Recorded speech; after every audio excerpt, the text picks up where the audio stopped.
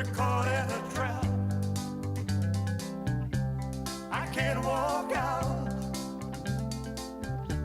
because I love you too much, baby. Why can't you see what you're doing to me when you don't believe a word I say?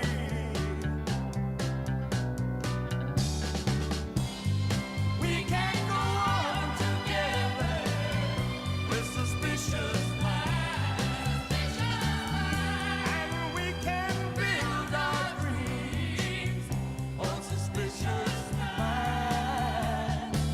So if an old friend I know stops by to say hello, would I still see suspicion in your eyes? Here we go again, asking where I've been. You can't see the tears are real, I'm crying. We can't go on together with suspicious minds, and we can build our dreams on suspicious minds. Won't let our love survive or dry the tears from your eyes. Let's don't let a good thing die. When, honey, you know I've never lied to you. Yeah,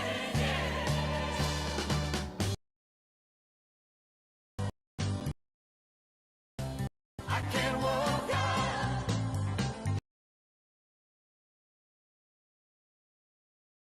baby. Can't you see?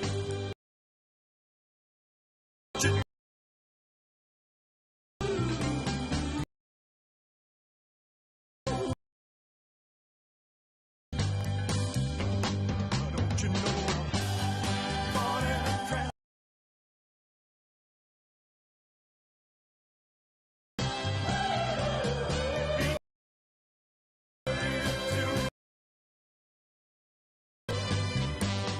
Don't you know I'm caught in a trap? I can't walk out because I love you too much, baby. Don't you know I'm caught in a trap? I can't walk out because I love you too much, baby. Don't you know I'm caught in a trap? I can't walk out because I love you too much, baby. Don't you know I'm caught in a trap? I can't walk out because I love you too much, baby. Don't you know I'm caught in a trap? I can't walk out because I love you. I'm so hurt to think that you lied to me. I'm hurt way down deep inside of me. You said our love was true, and we never part.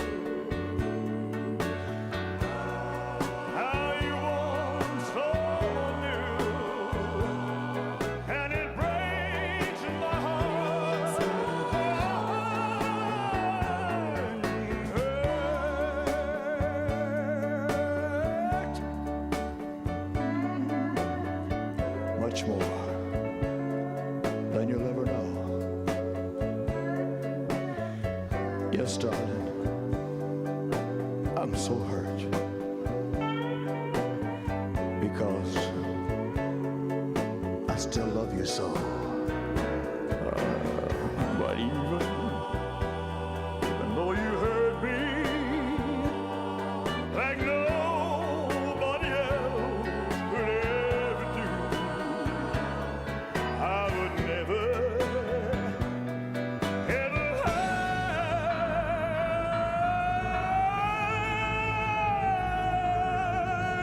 you.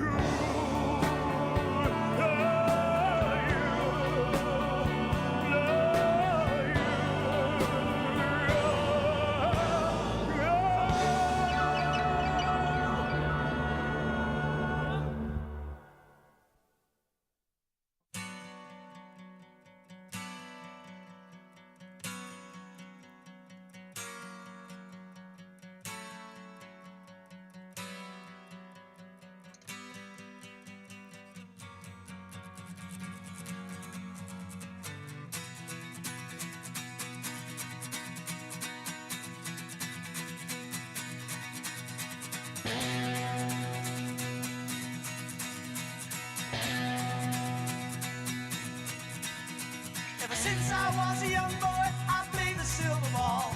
From Soho down to Brighton, I must have played them all. But I ain't seen nothing like him in any amusement hall. That deaf, dumb, and blind kid sure plays a mean pinball.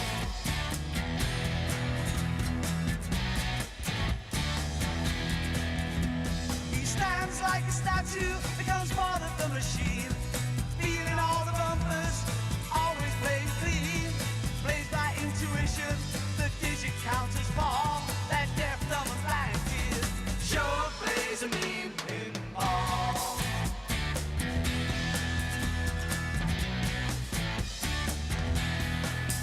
He's a pinball wizard, there has to be a twist. A pinball wizard's got such a supple wrist. How do you think he does? I don't know. What makes him so good? Ain't got no distractions, can't hear no buzzers and bells. Don't see no lights flashing, plays by sense of smell. Always gets the replay, never seen him fall. That deaf, dumb, and blind kid sure plays a mean pinball.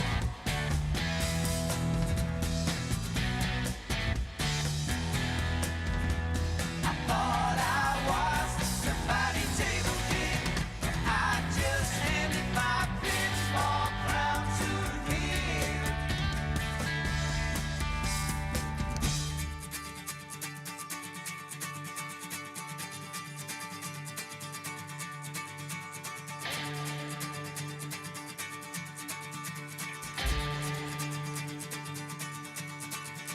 Even on my favorite table, he can't beat my best. His disciples lead him in, and he just does the rest. He's got crazy flipper fingers, never seen him fall. That deaf, dumb, and blind kid sure plays a mean pinball.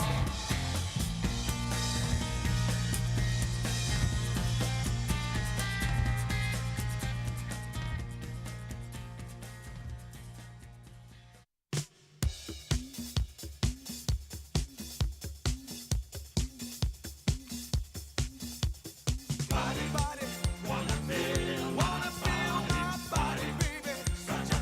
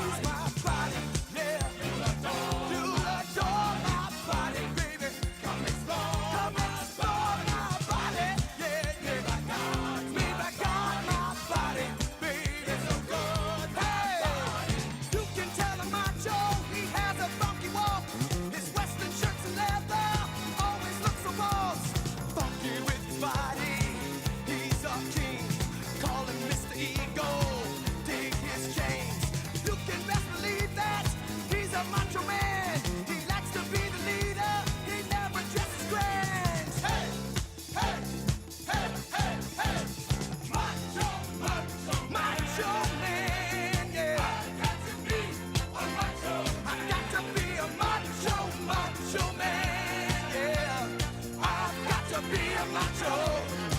All right, macho, macho man. Yeah, I've got to be a macho man. Macho, macho man. I've got to be a macho. All right.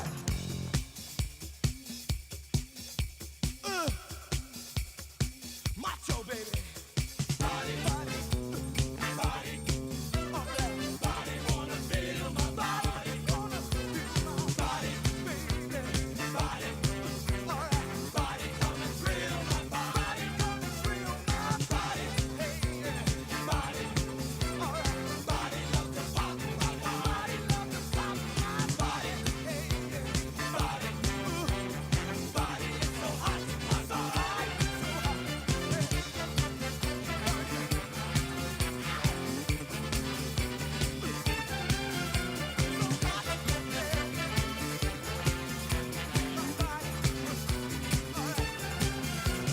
Every man ought to be a macho, macho man. To live a life of freedom, machos make a stand. Have your own lifestyle and ideals. Possess the strength and confidence. Life's a steal. You can best believe that he's a macho man. He's a special person in anybody's land. Hey, hey, hey, hey, hey. Macho, macho, macho man, yeah. I got to be a macho. I got to be a macho, macho, macho, yeah. I got to be a macho. Dig the hell my chest, macho, yeah. Macho man. I say dig my big, thick mustache. I got to be all right. A macho. I got to be a macho, macho, macho, macho man. I got to be a macho. Big broad shoulders, yeah. Macho man. Dig my muscles. I got to be a macho man. Talking about a macho, macho man. Macho man. I got to be a macho. Hey. Macho, macho man. I got to be a macho. I got to be a macho. Ladies and gentlemen, please welcome the next Vice President of the United States, Senator J.D. Vance.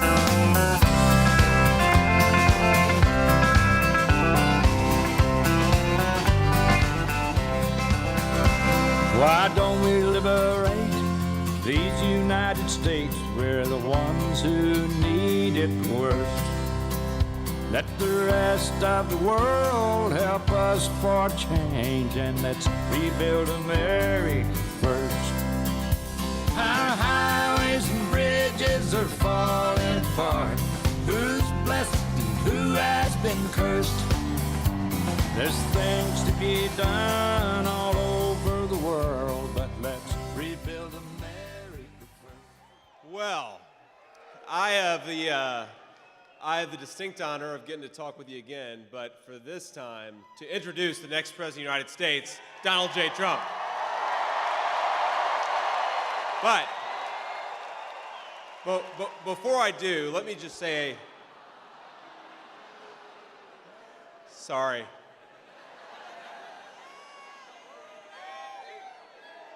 I had to screw with you a little bit, right? Let me.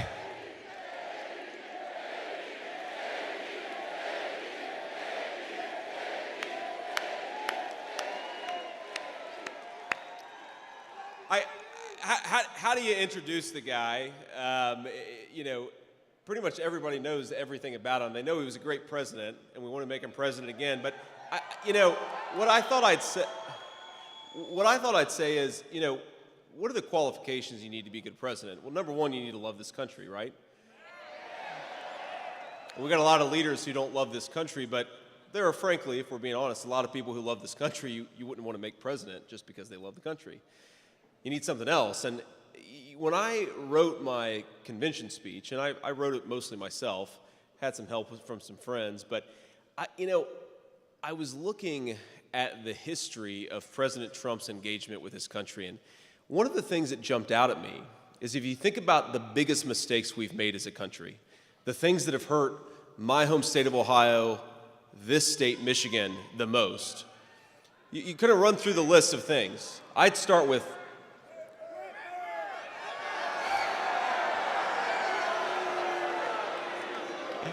Obviously,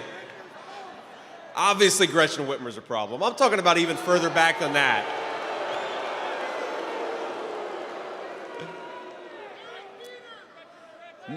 NAFTA. Giving China the sweetheart trade deal and letting them into the World Trade Organization. The Iraq War in 2003. On every single one of those issues, Joe Biden was wrong and President Donald J. Trump was right.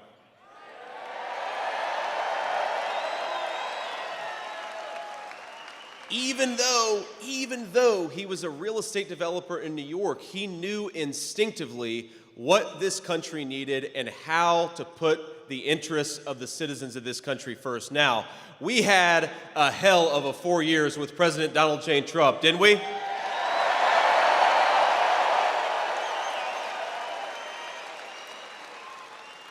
In 4 years, he undid, I believe, 30 years of damage, of terrible leadership. Are we ready to give him 4 more years? Are we ready to hear from the next president of the United States, President Donald J. Trump? Come on out, sir. And I'm proud to be an American, where at least I know I'm free. And I won't forget the men who died, who gave that right to me. And I gladly stand up next to you and defend her still today. 'Cause there ain't no doubt I love this land. God bless the USA.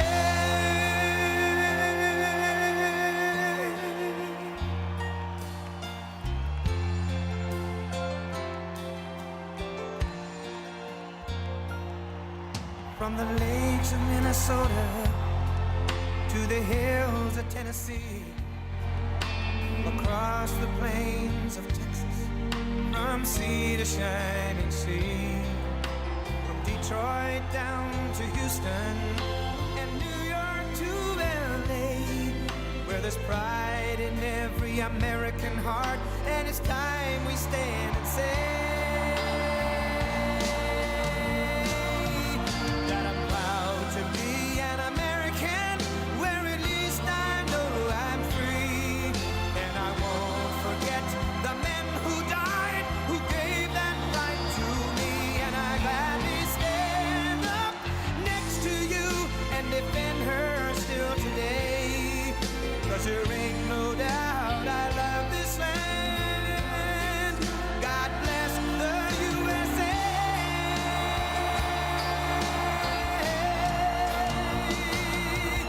And I'm proud to be an American, where at least I know I'm free. And I won't forget the men who died, who gave that right to me. And I gladly stand up next to you and defend her still today. 'Cause there ain't no doubt I love this land.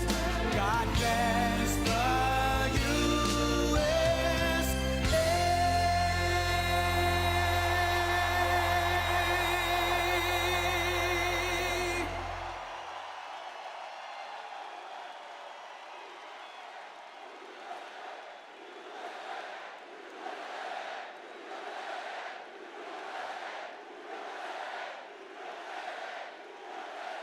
Well, thank you very much. This is like a Michigan football game over here. This is pretty good. This is pretty good. I want to thank you, JD, for the introduction. You're going to be a fantastic vice president of the United States. And you know, I chose him because he's for the worker. He's for the people that work so hard and perhaps weren't treated like they should have been, but they were treated that way 4 years ago, I can tell you that. But we're going to get it back bigger, better, stronger than ever before. Thank you very much. This is some crap. I'm thrilled to be back in the great state of Michigan with thousands and thousands, and I mean lots of thousands up here. This is a hell of an arena. This is a hell of an arena.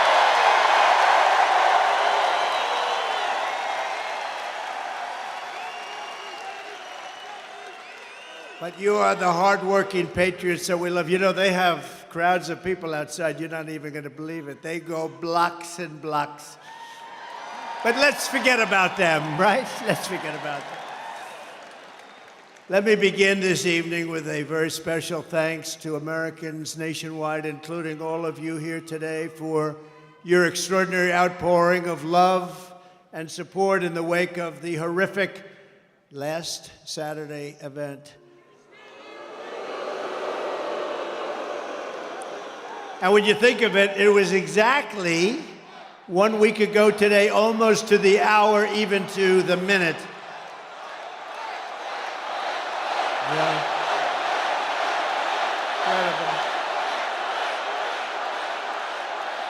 Incredible. What a day it was. As I said earlier this week, I stand before you only by the grace of Almighty God. That's true. I shouldn't be here. I shouldn't be here. Maybe JD or somebody else would be here, but I shouldn't be here right now. But something very special happened, let's face it. Something happened. I want to thank Butler Memorial Hospital in Pennsylvania for the incredible job they did and service they gave.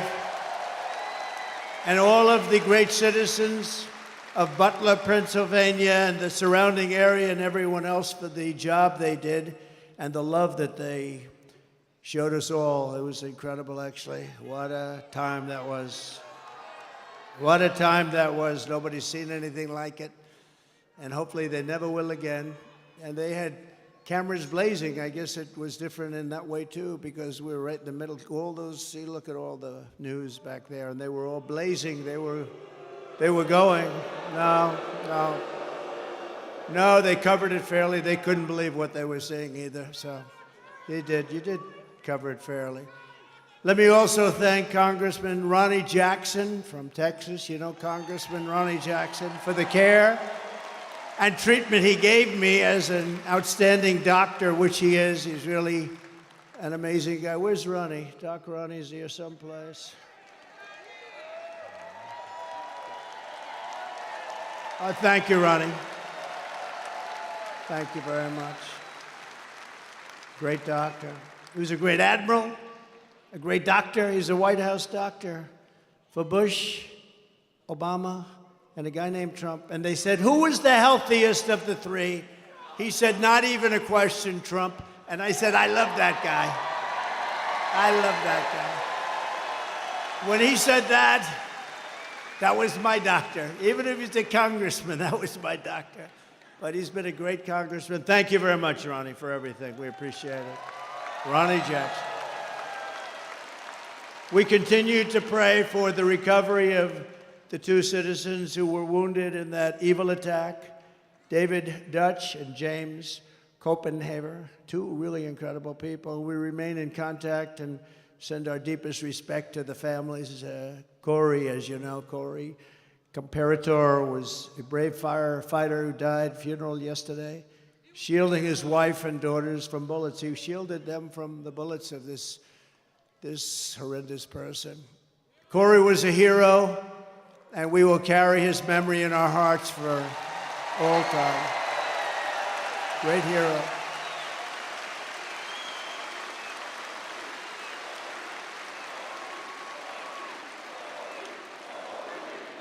That's great. And he was a big trumper, and we will never forget him, right? We're all together. We're all together. There's never been anything like what you witnessed the other day with the convention. I don't think there's ever been a convention where there was such unity and love, and even now I'll say it just for a second, the fake news even said it that way. I want to be nice, but the fake news reported it correctly. There's never been such unity, and everybody did a great job, and the speeches and everything. It was just an incredible event. And I'll tell you what, Milwaukee was a fantastic place. This was a beautiful arena, and they did a really great job. And Wisconsin is going to vote for us because we spent $250 million And when they go into the voting booth, they're going to say, we love this guy Trump. He gave us 250 million with jobs, and they're going to vote. Wisconsin's a very important state, as we know. But they really did. Wisconsin did a great job. Milwaukee, they did a great job, and the arena was fantastic. And it was just love. It was like a big, beautiful 4-day love fest. There was no fight, you know? There was no fight, no screams, no shouting. No, get that guy off the platform. And in case there was, we had the Hulkster with us, right? How good was he? How good was the Hulkster? And Kid Rock called, he said, I want to get, you know, Kid Rock is big, and he wanted to get down, and he did an unbelievable job. He was great. But all of them, everybody. We had so many great people there. It was really an amazing thing to see, and it was really something I don't think there's ever been. A lot of people report. I think it was either party. There's never been anything like it. And now we have something coming up where they're going to go for the convention, and they have a couple of problems. Number one, they have no idea who their candidate is, and neither do we. That's a problem. But we'll see. Hopefully they get it worked out. Sort of interesting, this guy goes and he gets the votes, and now they want to take it away. That's democracy. They talk about democracy. Let's take it away from them. But now we go forward as one movement, and really we have a very special group of people, like the people here. You people built this country. It's one movement, and we're more united, determined than ever before. We've never been so determined. Bad things happened last time. We're not going to let them happen this time. Bad things happen. We will never stop working to deliver a magnificent future for our people, and together we will fight, right? And we will win. All right. Thank you.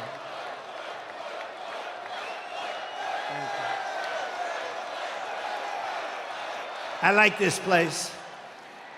You ever walk in to a place and you say, I sort of like this place? Less than 4 months from now, we are going to win Michigan. We are going to take back the White House in a monumental landslide. And with your help, we are going to make America great again. Right?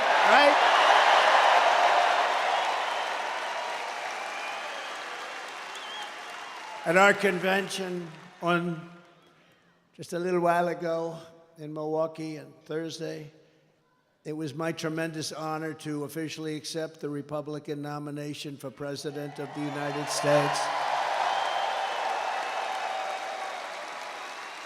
And I used to say it in 2016, and I meant it 100%, but I mean it even more now because this country has gone wrong.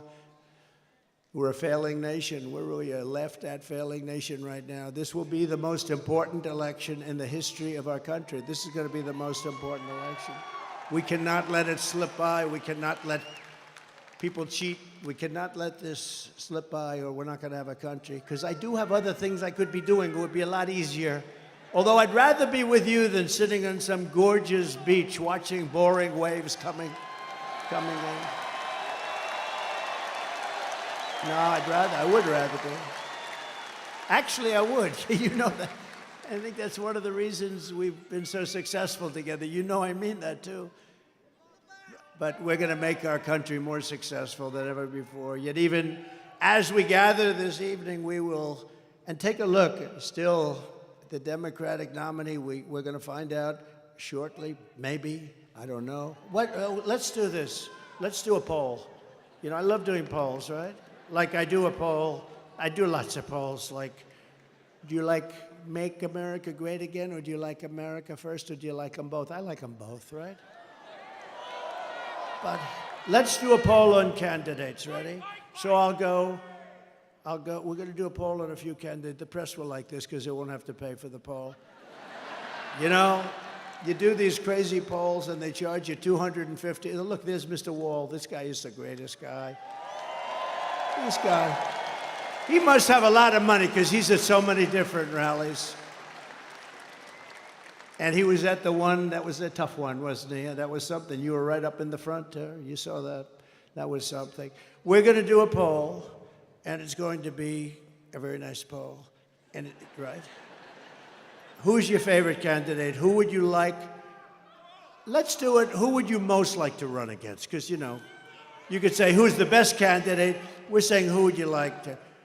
We'll start with Kamala Harris, and then we'll go to crooked Joe Biden, and then we could possibly discuss a few others. So who would you like to most run against if you're us, if we want to win? Ready? Kamala Harris, crooked Joe Biden. All right. I don't think we have to go too much further. Well, you have a terrible governor here who did a terrible job. Whitman. I'd like to run against her, actually. I'd like to run against her. So she's one of the 20 that I mentioned. She's the one that gave her husband full right, title, and interest to everything, but nobody else could do anything but her husband. Her husband was sailing in the middle of your lake, your beautiful lake. He's out there sailing, and everybody else had to be locked up, right? Her husband. No, but things like that are mentioned during a campaign, little things like that. No, she's done a terrible job, but I hope I'd be very happy with her. At this very moment, Democrat Party bosses are frantically trying to overthrow the results of their own party's primaries to dump crooked Joe Biden from the ballot. Couldn't happen to a nicer guy. And as you're seeing, the Democrat Party is not the party of democracy. They're really the enemies of democracy. The parties of corrupt insiders like Whitmer, special interests, and the failed political class. That's what they are. Under our leadership, the Republican Party is now the party of the people. We're the party of hardworking Americans of every race, religion, color, and creed. We've become a very big party. We become, right, fellas? You know what I'm talking about. I love you guys. We love you guys. No, we become a very big party. We have increased in size. Nobody's ever, honestly, in history, there's never been anything like this movement. And that may be in the history of the world, but let's keep it down to the country for right now, because that's the thing. But there's never been anything like MAGA. When Biden says, we have to stop MAGA, we will stop MAGA. I said, he doesn't know what MAGA stands for. It stands for Make America Great Again. How can you be against that? How can you be against it? And you know, the other side's going around trying to make me sound extreme, like I'm an extremist. I'm not. I'm a person with great common sense. I'm not an extremist at all. Like some on the right, severe right, came up with this Project 25, and I don't even know. I mean, some of them I know who they are, but they're very, very conservative, just like you have. They're sort of the opposite of the radical left, okay? You have the radical left and you have the radical right, and they come up with this, I don't know what the hell it is, it's Project 25. He's involved in Project, and then they read some of the things, and they are extreme. I mean, they're seriously extreme. But I don't know anything about it. I don't want to know anything about it. But what they do is misinformation and disinformation, and they keep saying, he's a threat to democracy. I'm saying, what the hell did I do for democracy? Last week, I took a bullet for democracy. What did I do against democracy? Crazy.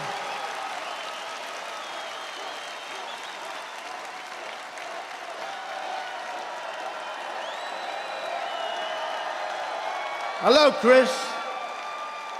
Here's our great campaign man. Chris, are you having a good time? Look at him. He's back there, cool as a cucumber. You know, so far, they're giving us great credit for the best run campaign they've seen in years. Isn't that nice? Thank you, Susie. Thank you, Chris. Look how cool he is. Just sits there. Thanks, Ed. Try doing it with another candidate sometime. That gets tough, right? Anyway, thank you very much. Great job, Chris, Susie, the whole group. We have a great group of people. They love this country. They want to save the country. That's what we're doing. With your vote in this election, the Trump-Vance administration, by the way, I made the right pick. He's so great. They were all good. They were all good, but he's really stepped up.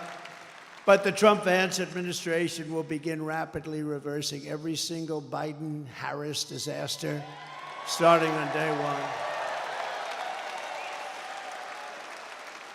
And when you vote for Biden, you're probably voting indirectly for Harris anyway, whether you like it or not. It's common sense, it's all common sense, right? We will end the inflation nightmare that you would have never had. We had no inflation. See, there's another thing. Biden always goes around, I inherited 9% inflation. And even the radical left reporters up there, look at all of them. Whoa, they have a lot. They have a lot of them. They have a lot of them. Look at those cameras. But they'll start turning off as soon as I start mentioning certain things. I'll say, the red light just went off. No, but actually the radical left reporters, of which there are quite a few, I can't believe it. I don't know why they'd have them. But the radical left reporters say, the guy's right. You know, wasn't it until 2 years in that we became destroyed with inflation? Inflation is a country buster.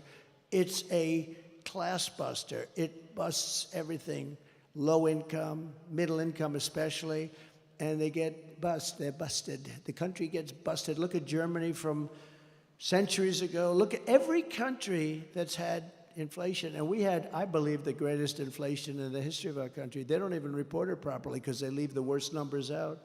They don't talk about interest rates that went to 10, 11, 12%, and you can't get the money. So what does that mean, 12%, if you can't get the money? It means it's higher from 2%. We will seal the border, and we will stop this terrible invasion that's destroying our country.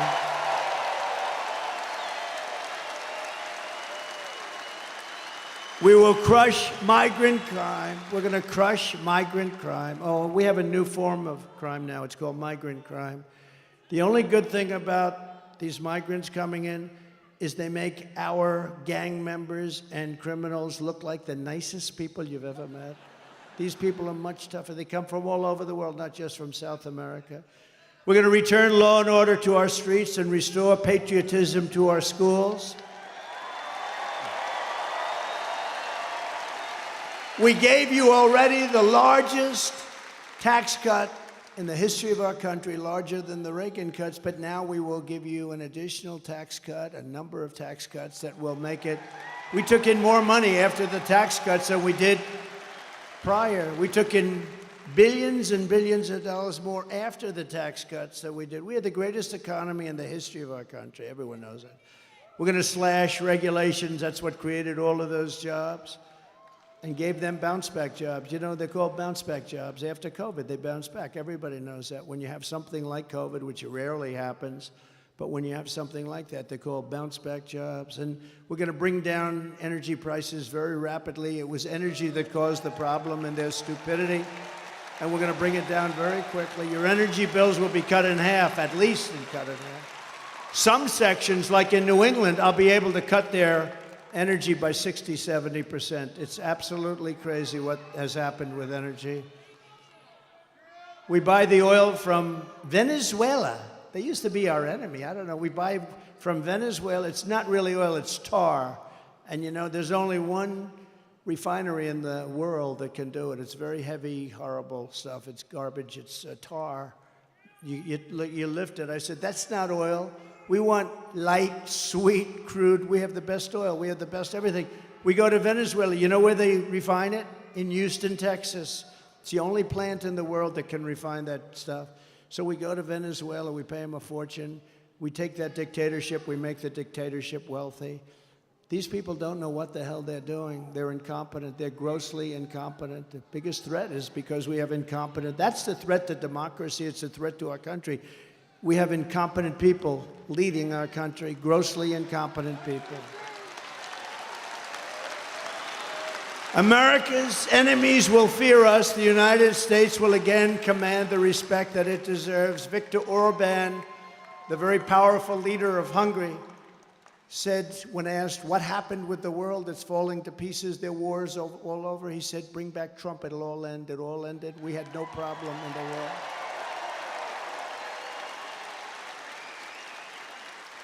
And something beautiful is going to happen because we will bring back the American dream, and it'll be bigger, better, and bolder than ever before. Right?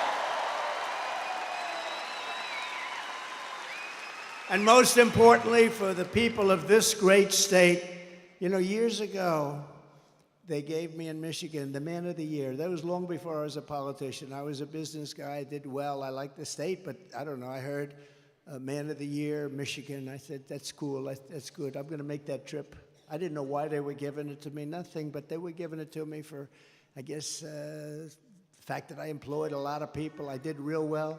This is probably 14 years ago. And I came in and I said, why do you allow foreign countries like Mexico? You know, we think of them as friendly, but they haven't been too friendly lately. How about where they asked Biden to meet, just to meet? They want $2 billion to meet. They wouldn't ask that. See, they wouldn't even ask me that because I'd say, I will put 100% tariffs on everything you send into a country if you even think about asking. They want $2 billion to meet. In other words, we won't meet with you unless you pay us $2 billion. And this is every single year they want $2 billion. No, it works the opposite of that, the exact opposite. But you know, when you see the things that are happening to our country, and all you have to do is know how to speak. When I watched the way our border was handled, we had the best border, the safest border, the border that saved my life. You know, I was pointing to an immigration border sign when I made this turn, and that thing went that way instead of that way. So I owe immigration my life. It's true. It's true.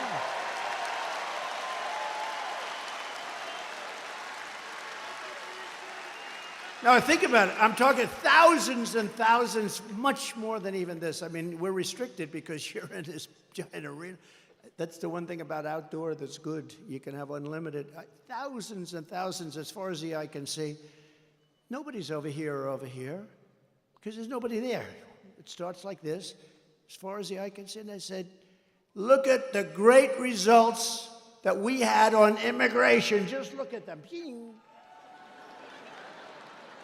If I didn't say that, and it's because we had like a crane holding this massive sign, I call it the $1 million sign, that they're expensive. But that sign was very good. I think I'm going to sleep with it tonight.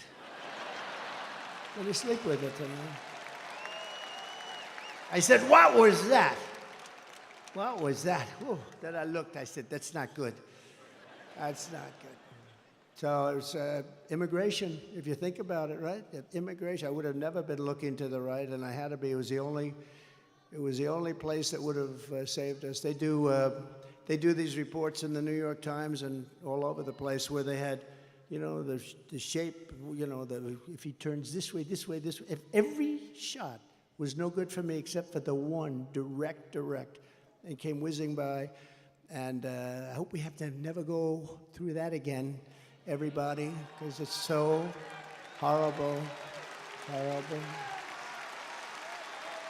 But most importantly, for the people of your state, this great state, I will rescue the U.S. auto industry from obliteration. They're going to obliterate your auto industry.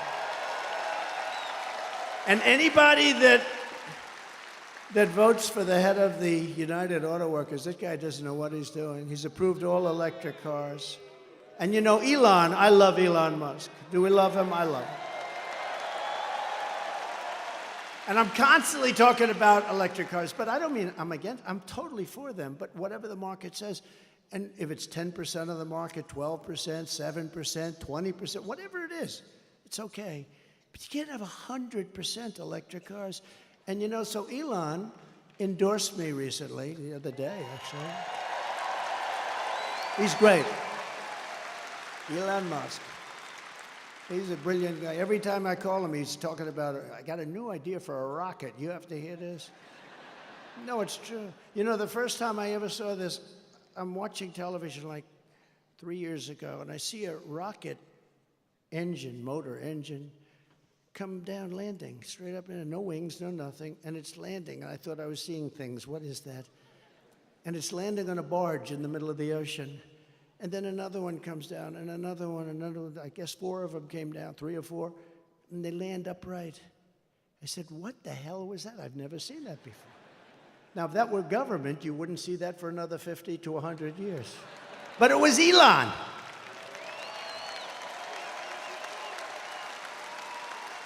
Now, think of that. And I called him, and I've always had a good relationship with him, but I called him, and I said, what was that?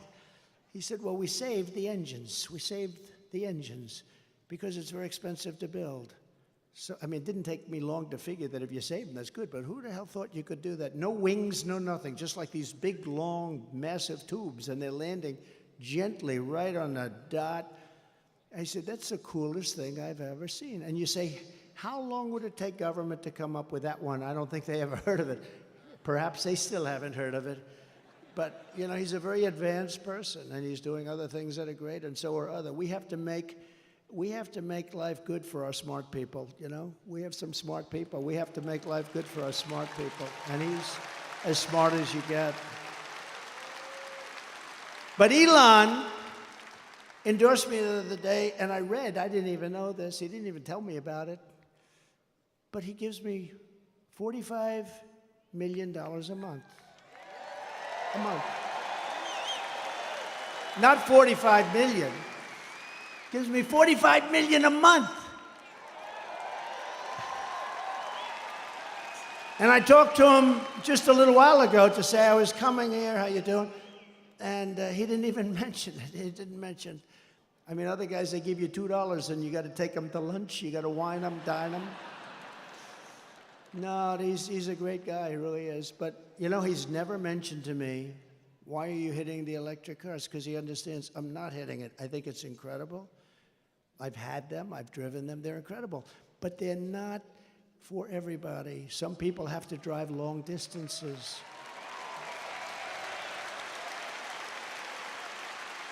And they tend to be more expensive. And, you know, they'll probably be made in China because China has all of that material. Oh, there's the guy that I stood up here. Are you the same guy, the same muscles? Look at that guy. Are you the same guy? Yes? No kidding. It's pretty good memory, right? Unlike somebody else that I happened to be running against. You wouldn't. Come on up here. Get up here. I got to get this guy. This guy was central casting. Look at him. Look. Oh, I think he was standing on a box. That was the only thing. I said, come on up here. Don't hurt yourself. Can you get him up? I like this guy. He's a serious union guy, a United Auto Workers. You look at him get over there. It's okay. He does not carry guns. He's not, come on up here. Look at him. Look at his shape he's in. I'm glad to see you. I'm glad to see you. I'm glad to see this guy. I told you we're going to get 85 million of us out there to vote for him. So let's go home from this rally and do our part.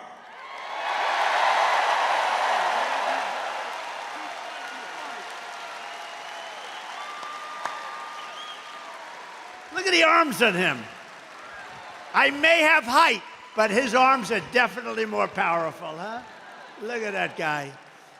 Now, last time I was here, I saw him, and he was so great, and he was agreeing with us on auto. We want to bring car manufacturing back, and what the deal with this thing with the all-electric cars in 6 years from now? It's ridiculous. You know, in the Midwest, they open up chargers. They opened up 8 chargers. You read about this. $9 billion they spent for 8 chargers. That's like a gas pump. I guess it would be like the equivalent of a gas pump for electric, right? They spent $9 billion on 8 chargers. This is 8 little chargers. $9 billion. How do you do that? It would cost at that rate $5 trillion to create enough chargers so it could run. It doesn't work.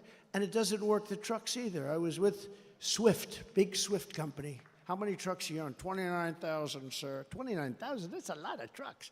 One of the biggest, I guess like the biggest. I think he's the biggest, right? And he said, they want to destroy our business. They want us to go all electric. I said, so what's wrong with electric? I said, if you take a big, beautiful, like Peterbilt or one of the great manufacturers, how many times would you have to stop from New York to Los Angeles? None, sir. We go right there. We have some left over. Really? That's with diesel.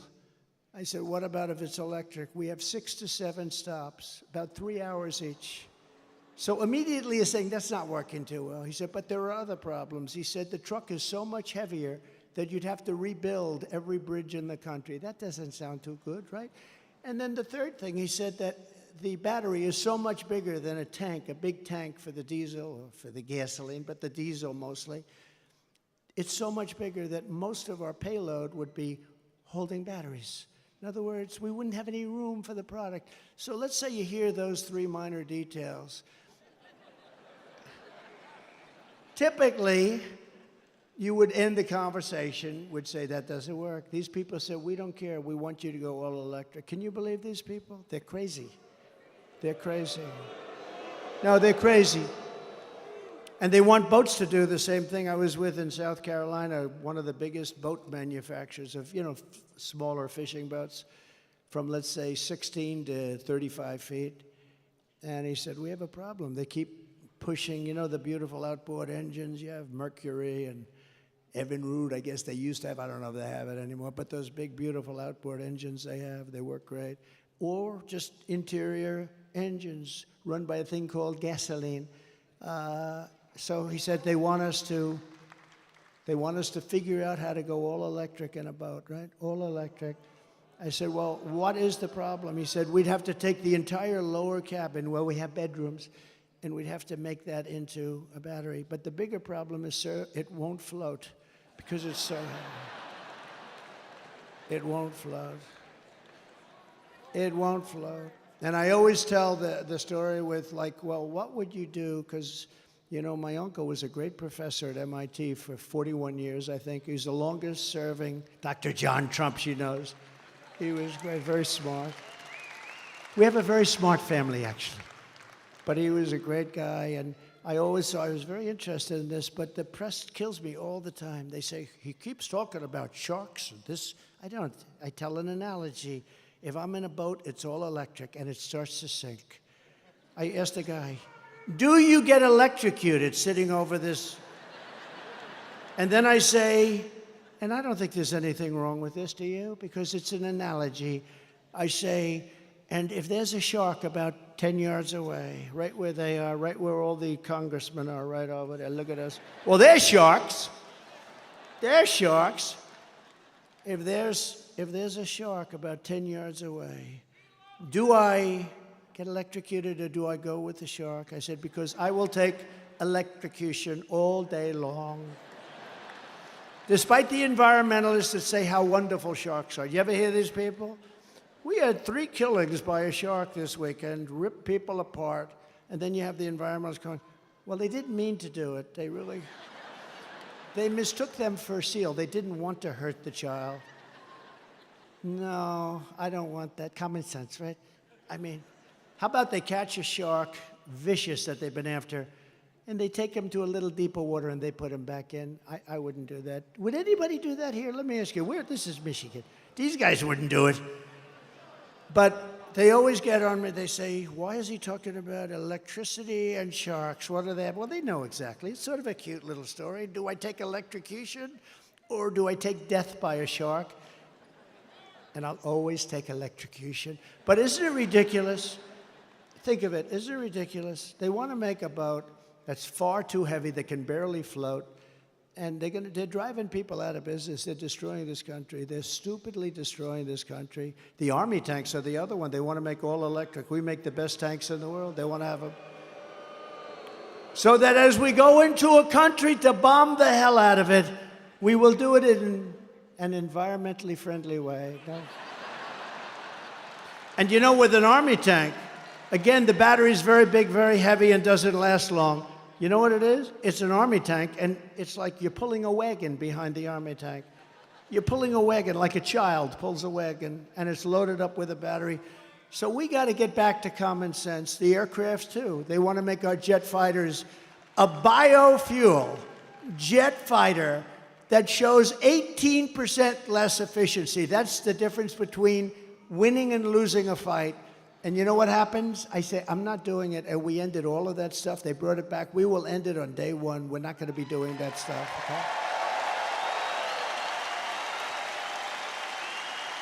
In 4 short years under my leadership, I did more for Michigan auto workers and manufacturers than any president in the history of our country.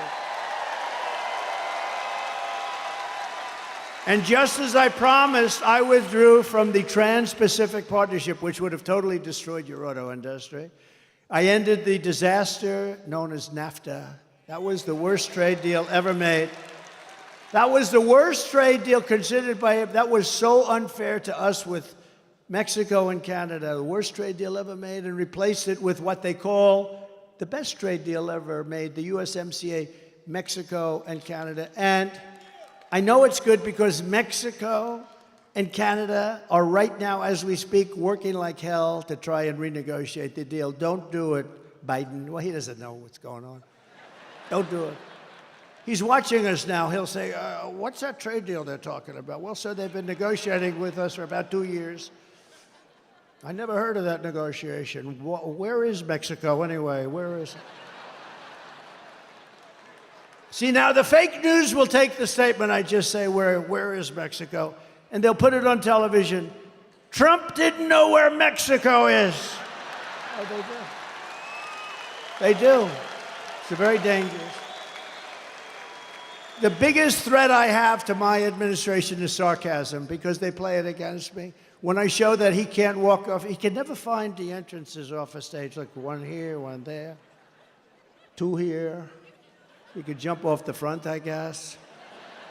And whenever I imitate him, I called my wife. She's great. Our wife, she's great. Our great first lady. I said, she's great. And she looked great the other night.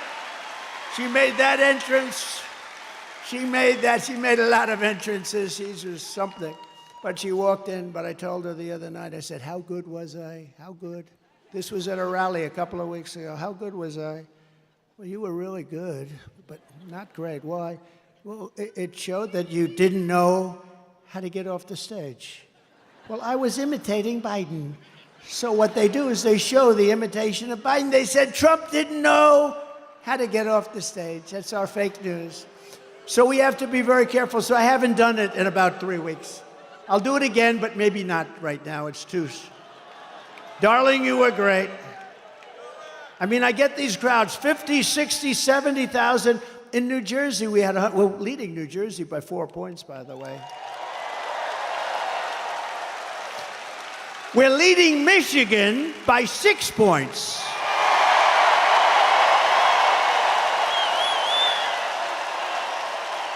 Right.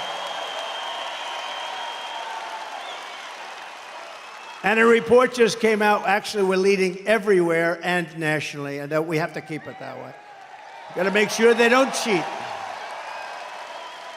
Got to make sure they don't cheat. I took on China like no administration in history, bringing hundreds of billions of dollars pouring into our treasury when no other president had gotten 10 cents. You know, China never gave us 10 cents. I got hundreds of billions of dollars from China. And I got along very well with President Xi. He was a great guy. He wrote me a beautiful note the other day when he heard about what happened.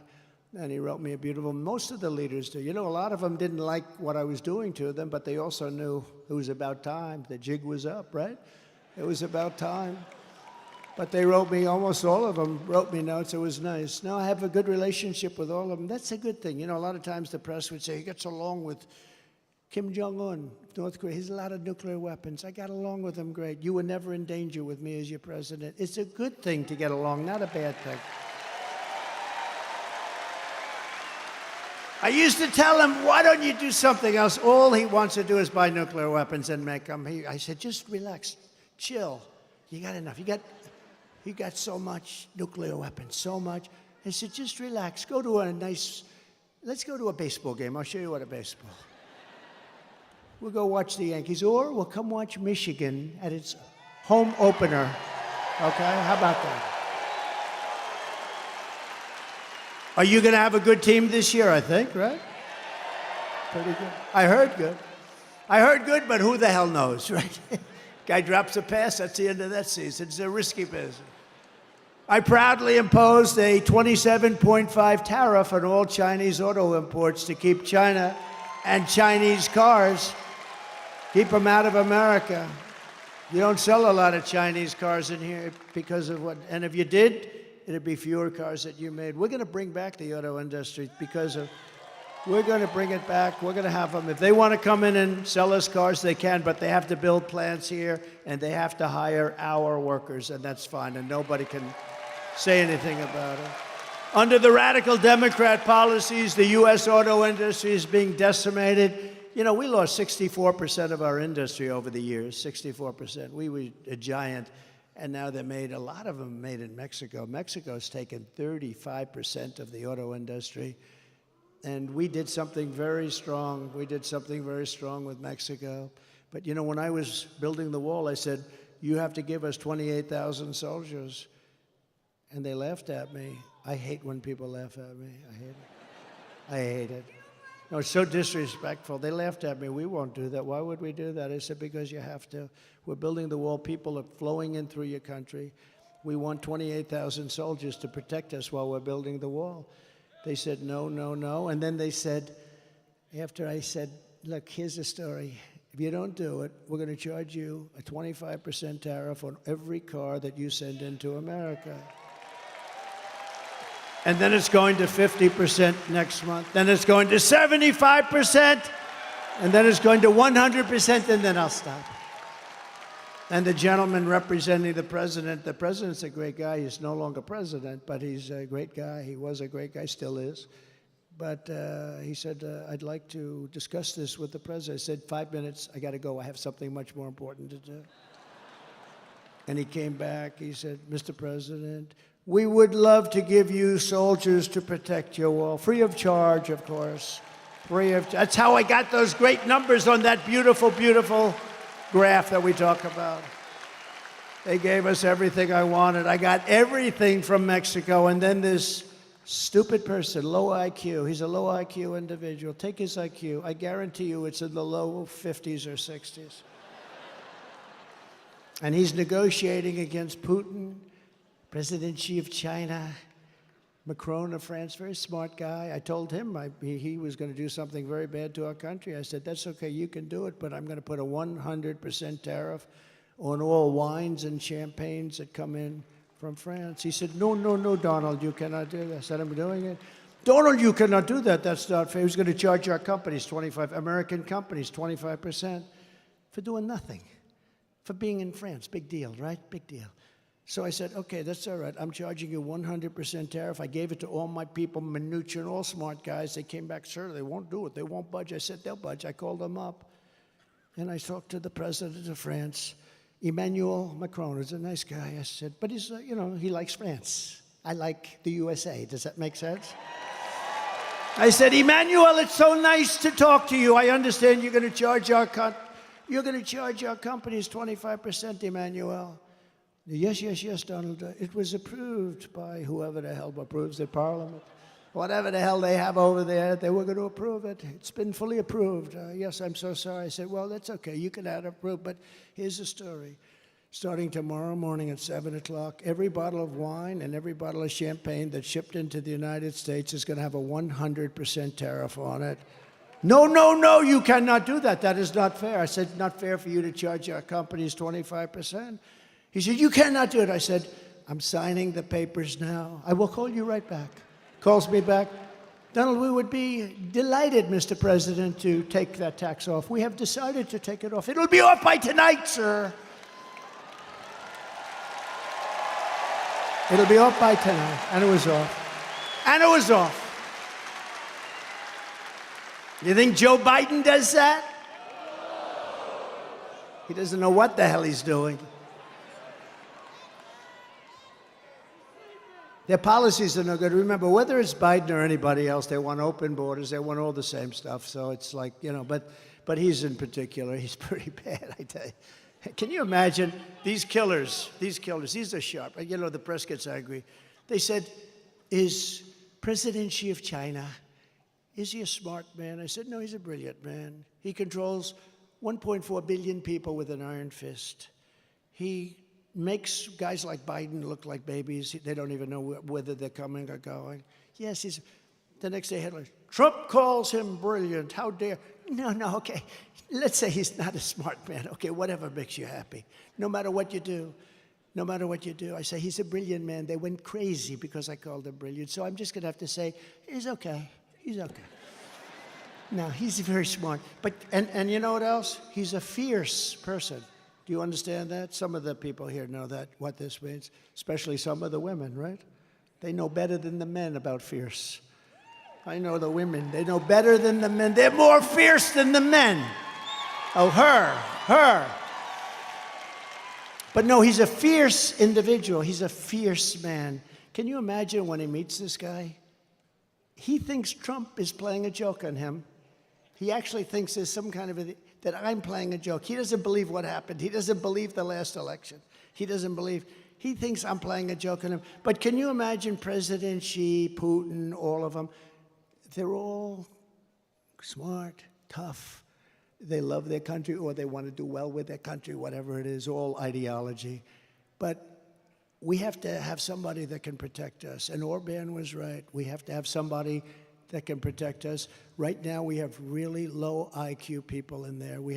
And the president in particular, he has about a 70 IQ, and he's going against 210, and it never works out. It never works out.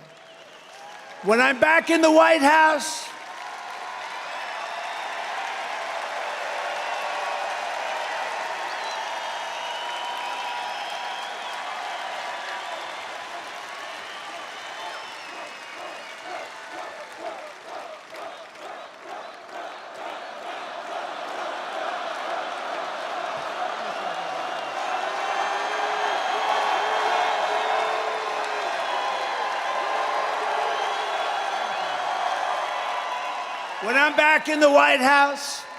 the way they will sell their product in America is to build it in America. They have to build it in America, and they have to use you people to build it. Thank you very much. It's very simple.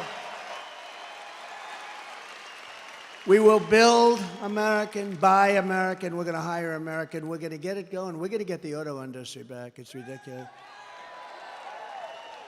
I will revoke China's most favored nations trade. You know, they have a most favored nations trade status. They've had it for years. We had it revoked, and then we had that stupid election, that ridiculous election that everybody knows was ridiculous.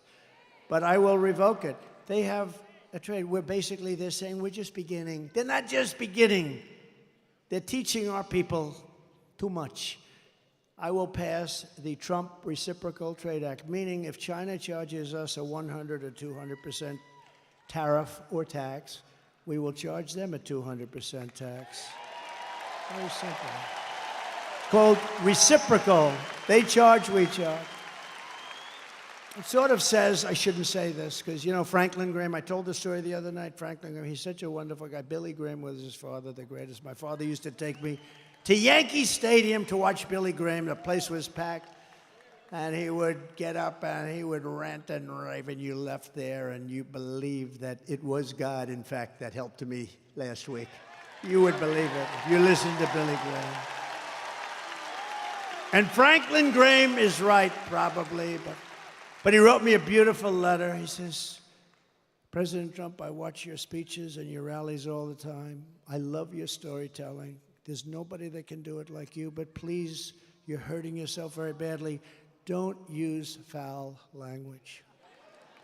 It made me feel bad, actually, because I don't use much.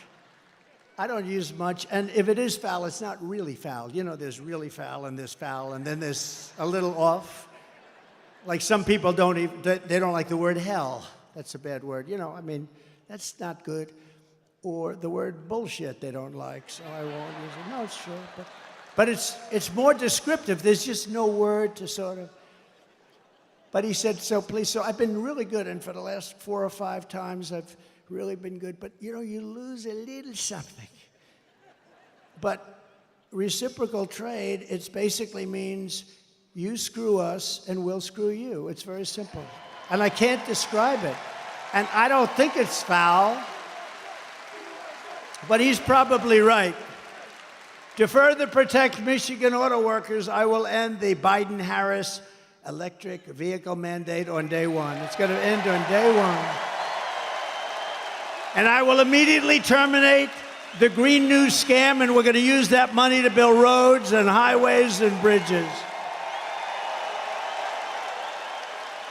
Under Biden and the radical left Democrats, inflation is wiping out our middle class. Groceries are up 57%. Gasoline is up 69%. Mortgage rates have quadrupled. They've gone up 3, 4, 5 times. And they never include that in their stats, you know. They never include those things. They never include mortgage rates. And you can't get the money anyway, so what really is the number? And since Democrats took over, total household costs have increased by an average of $28,000 per family. Think of that. Under my leadership, we will throw out Bidenomics and we will replace it very simply with Maganomics. Maganomics.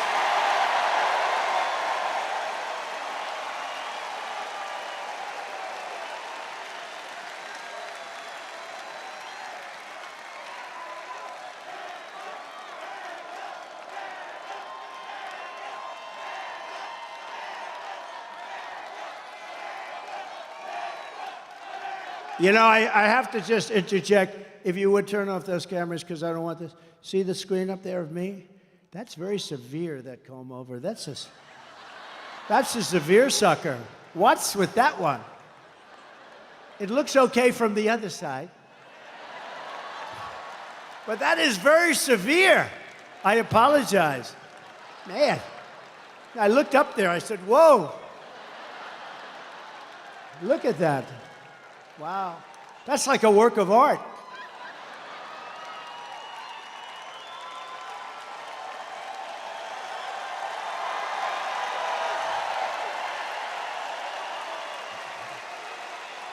Only look at that one. Don't look. That one looks. To bring down the prices of all goods, we will end the Biden-Harris war on American energy, and we will drill, baby, drill. We're going to start that day one. Under the Trump administration, we had energy independence, and soon we will have energy dominant. We will be more dominant than any country by far, and we were. Just 4 years ago, we started off at number 4, we got to number 3, and then we had to beat Russia. We beat them. Then we had to beat Saudi Arabia. We beat them, and we were like a rocket ship, and then we had this idiotic result. But we will be, and again, we have more. You know, Anwar in Alaska, it's probably the biggest find anywhere in the world. The size of Saudi Arabia, some people say, who knows what it is, but it's massive. Ronald Reagan tried to get it, couldn't get it, and that was easier in those days environmentally. They stop it with the environment. You know, the environment is very important to me, and environmental is very important, but, you know, you can't use it to destroy a country. And they stopped it. They stopped it for years based on the environment. I got it approved. It was totally done. This is since Ronald Reagan, who worked so hard to get Anwar, he wanted to be able to drill in Alaska. Think of it as the size of Saudi Arabia, approximately, bigger than Texas, bigger than everything. We would have had something that nobody else even comes close to. And on the first week in office, his Department of the Interior person, who was just put in Department of Interior, she outlawed it. She said, we're not going to use it, stopped all work. They were ready to start drilling. It took them a while to get ready. They're ready to start drilling. The money would have been incredible. The prices were very high.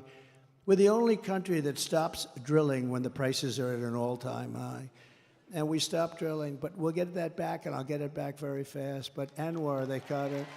Unbelievable. And I will cut taxes even further than we did before, and that includes no tax on tips, right? No tax on tips. All the government does is harass everybody over it anyway. It's like a big harassment operation. They hired 88,000 IRS people to go harass everybody. So if you work in a restaurant, if you drive a cab, or if you do anything having to do with tips, I hope you're going to remember, you know, bartenders, let's see, hospitality workers, a caddy. A barber. Barbers get tips. I don't give mine a big tip because I don't think they do a very good job. If you're a mover, a driver, or anyone else who relies on tips, the money is going to be 100% yours. You better go vote. If that doesn't get you out, if that doesn't get you off your ass to go out and vote for Trump, nothing will. Got to do it. Right? Got to do it. And as we rescue our economy, I will also restore the sacred and sovereign borders of a place called the United States of America, right?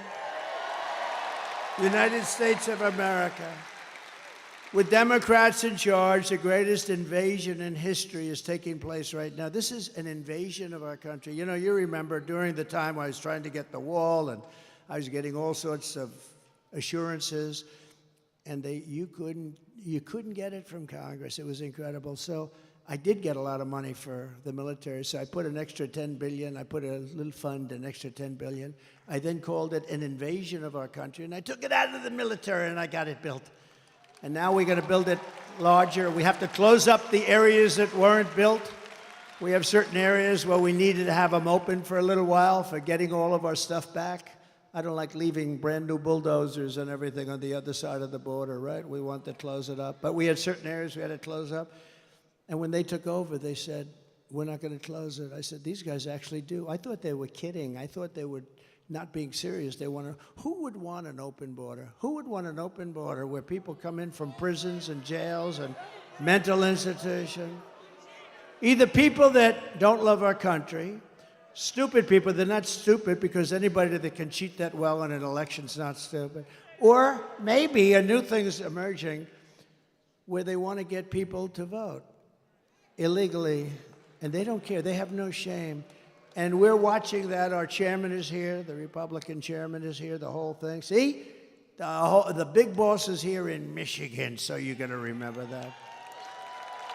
But we're working on that, but they do. They're trying to sign people up who just came in, who have no idea where they are, what they're doing. They came in. And in many cases, they're very rough people, but they came in. They're trying to sign them up to vote. This is what they'll do. Because think of it. If they have open borders, if they have men playing in women's sports, if they have a raise in, they're going to raise your taxes by four times. 4 times. Think of it. What you're paying now, you're going to pay 4 times more. With policy like this, nobody can get elected. The only way you can get elected is to cheat. And they are really good at it. That's the only thing they're good at. That's the only thing they focus on. They have no good policies. They don't do anything well. But they're using these people, and they're trying to sign up the people. And we've caught them, and we sue, and we do all the things that you have to do. But they have no shame whatsoever. So that's really one of the big reasons I think they're allowing it, because they're not stupid enough to allow prisoners and people from mental institutions, people from insane asylums, and it drives them crazy. Hannibal Lecter, the late, great Hannibal Lecter, would like to have you for dinner. He wants you for dinner. That's the end of you, by the way. But no, these people are being dumped into our country, and nothing good is going to happen from it. That's why we have to do a big deportation and get them the hell out, okay? We have no chance. Meanwhile, our crime rate is going up while crime statistics all over the world are plunging. We have become a dumping ground for the world, which is laughing at us. They can't believe how stupid we are, how stupid we are. We're destroying our country. They can't believe what they're getting away with, but they're getting away with it at levels that they never thought possible. In Venezuela, crime is down 72%. You know, Caracas, Venezuela, was a very, very dangerous place. And now, because of the great job they've done in removing their criminals into the United States, next year we're going to have our Michigan rally in Caracas, Venezuela, because it's nice and safe. Okay? Does that sound like a good idea to you? Because we want safety. Now, the press is going to write that. They're going to say, Donald Trump proposed next year's Michigan rally in Caracas, Venezuela. They'll say, isn't that horrible? Isn't that unpatriotic? You understand. This is what I have to go with. I'm only kidding, press. I'm only kidding. Although maybe it's not a bad idea. So El Salvador is an interesting one because I know the president. He's a young guy, and he's been getting this great press that his crime rate's way down, and they're training their criminals. Well, you don't train criminals, okay? You know, maybe every once in a while you get lucky, but you don't. So in El Salvador, murders are down 70%. He's saying, yes, we're teaching. He's different. Most of them just say, well, the United States is stupid, so we're dumping all our criminals there. He does it differently, smart. He goes, we're working with our people that are causing problems and crime. And he's not working with them. He's dumping them in the United States. And their crime rate, their murder rate is down 72%, 73%, and going up. And I don't blame them because if I was running one of those countries, and we're not just talking in South America, but if I were running one of those countries, I would have been doing it much more. They're also emptying their jails. The big thing is their jails. Those jails were packed. Now all of a sudden it's like, oh, isn't this wonderful? They're doing such a wonderful job. They're dumping their criminals into the United States of America, and we're not going to take it anymore. Stupid people.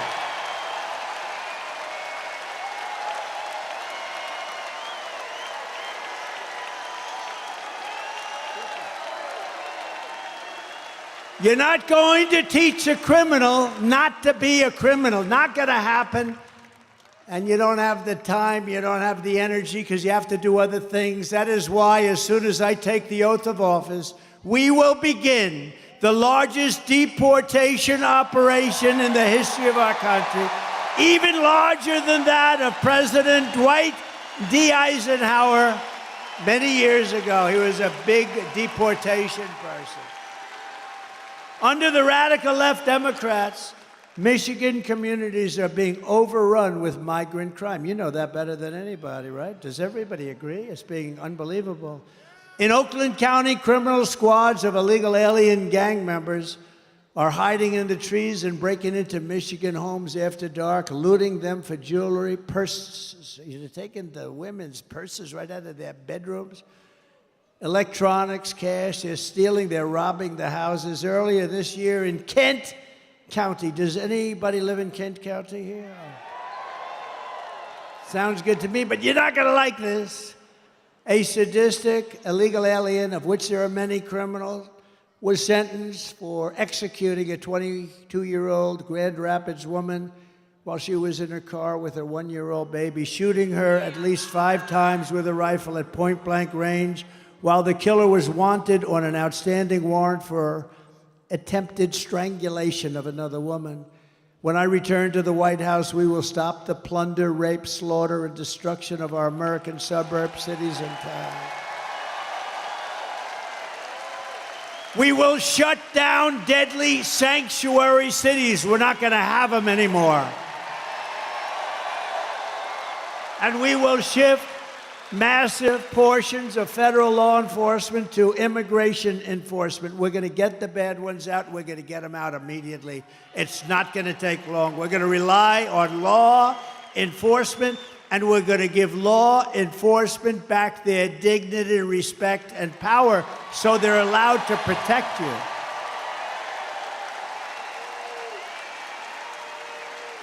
It's no wonder Joe Biden and his thugs are so desperate to stop us.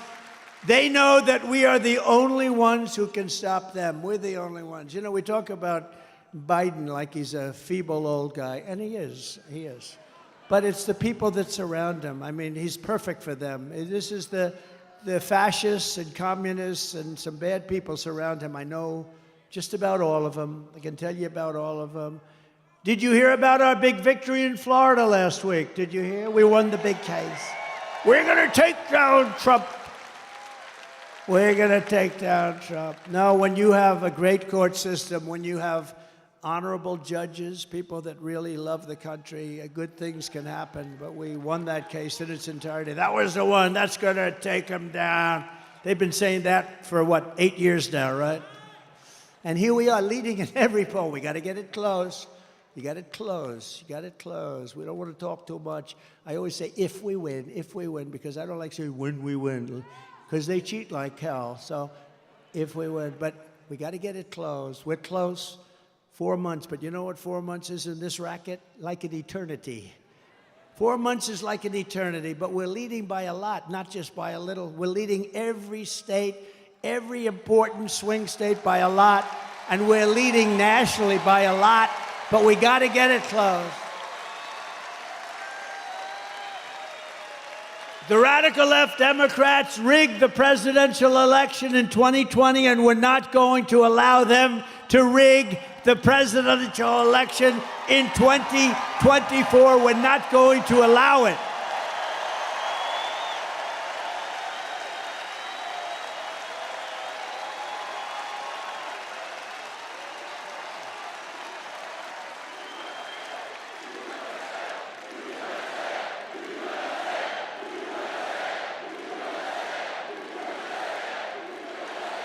Every time the radical left Democrats, Marxists, communists, and fascists indict me, I consider it a great badge of honor. You know, I've been indicted more than the legendary Alphonse Capone, Scarface.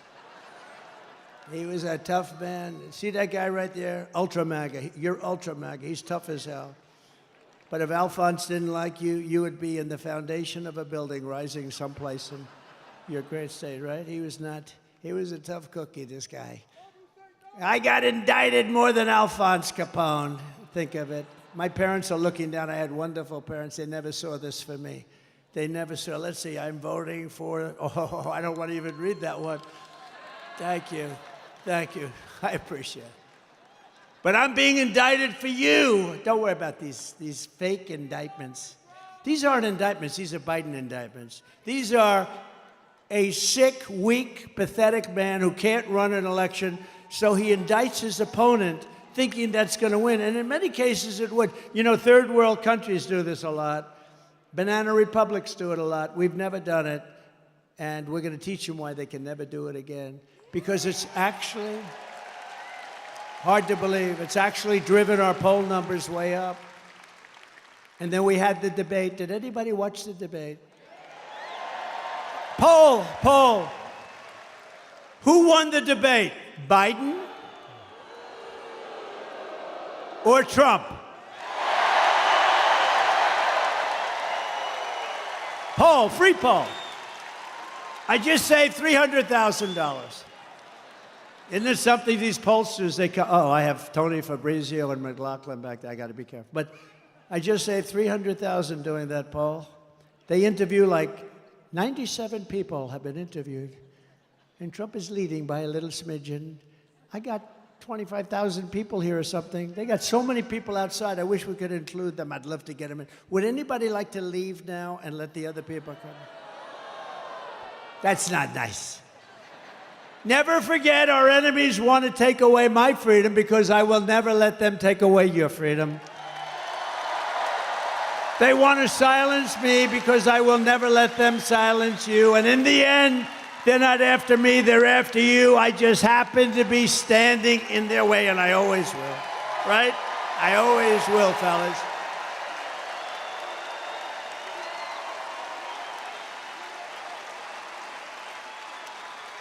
So we have some exciting news today because we're pleased to be joined by many outstanding Michigan patriots. They are, I know every one of them, including your next U.S. Senator from Michigan, Mike Rogers.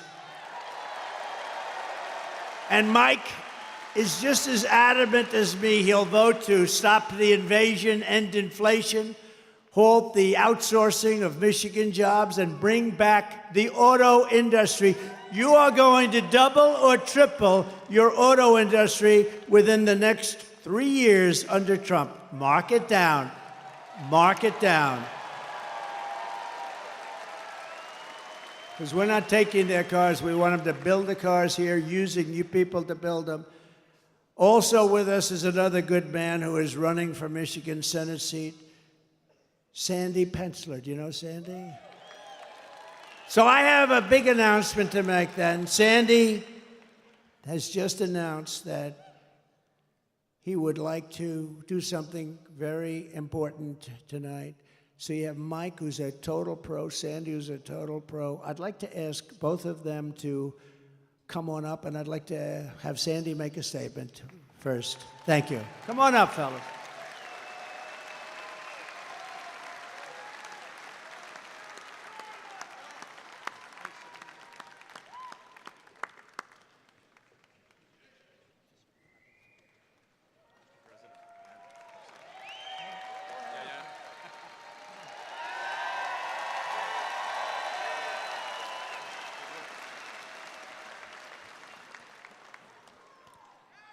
Thank you, Mr. President.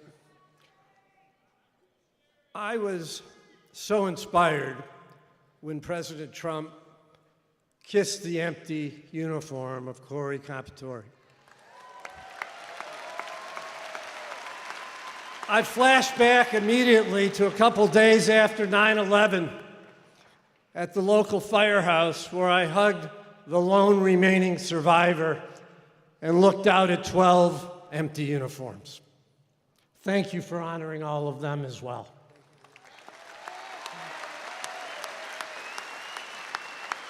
My campaign was always about making America better. The best way to do that is to enact President Trump's policies. Let's go, Trump! Let's go, Trump! To do that, we need control of the Senate. A divisive, continued primary effort hurts the chances of that, and that's not okay. So tonight, I'm doing the right thing and ceasing my Senate candidacy. No, it's not an aha, it's the right thing. President Trump endorsed Mike Rogers. Tonight, so am I.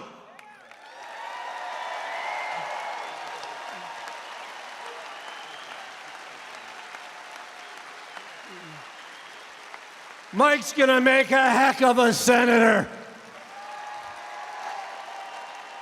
So I want you guys to look around the room tonight because everything goes through Michigan. The presidency, the Senate, the House, and the State House. Look around, make a pledge to each other. We're gonna fight like hell to save America and elect Donald Trump, Mike Rogers, and the rest of the ticket on the Republican Party. Thank you.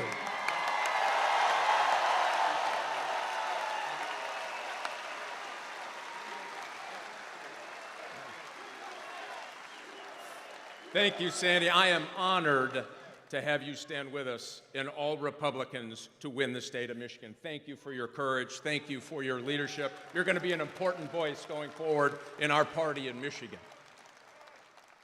And Mr. President, I want to say this, as a former law enforcement guy, it wasn't that the bullet took you to the ground. It was the fact that you got back up for America.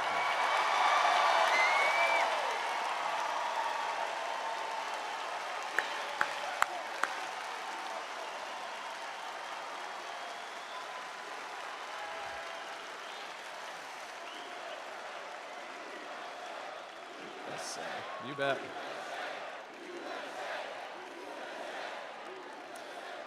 I have spent my career working to protect America as an Army officer, as an FBI agent working organized crime in Chicago, as the chairman of the House Intelligence Committee. I have never seen a more unsafe America because of the Democrats over the last 4 years.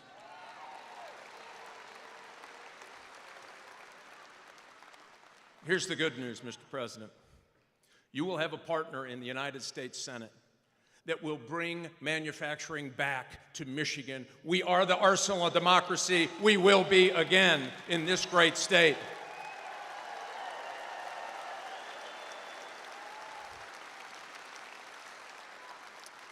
And I'll pledge to you, I will get Department of Justice reoriented to actually going after criminals We are going to dismantle fentanyl distribution from here to the steppes of China, and we're going to tell China, you sell in the United States, you'll have a price to pay.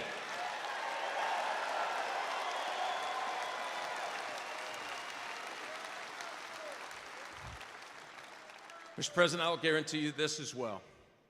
With your leadership, winning the state of Michigan, winning for the United States, putting America back in Washington, D.C. versus Washington, D.C. and the rest of America, we will make America respected again. We will bring back law and order again. We will make America safe again. Let's flip the Senate. Let's elect Donald J. Trump and Mike Rogers to the Senate, and let's get busy. Thanks, Mr. President.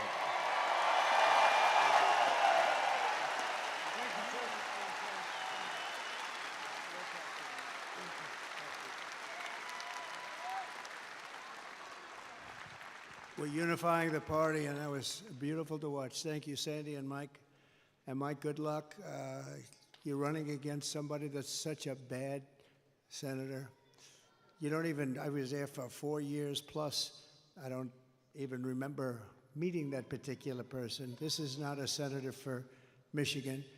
Mike Rogers is going to be a great senator. He's got gravitas. He really knows his way, highly respected in Washington. And I think, I mean, it should be an easy race. Nothing's easy, but it should be an easy race. So good luck, good luck. And thank you very much, Sandy, Mike.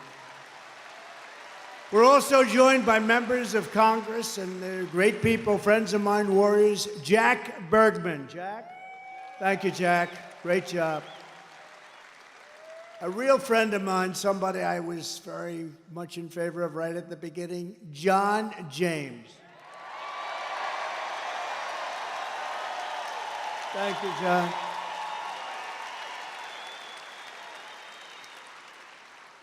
A warrior, somebody who helped me through a lot of different things. He gets things done. Bill Heisinger. Bill, thank you, Bill. Thank you very much. And another one. These are all great people. Tim Wahlberg, thank you for everything you've done, Tim. You've been unbelievable. Always there for me, right? Always there. And a man from a slightly different location, a little bit down. You're not going to get there with an electric car, but unless you want to stop a few times. But he comes from a state known as Florida, a great place, and he's so respected. He's such an incredible man. Brian Mast. Brian. Thank you. Thank you, Brian. Brian. Thank you, Brian. What a guy he is. He's a warrior. He's a real warrior.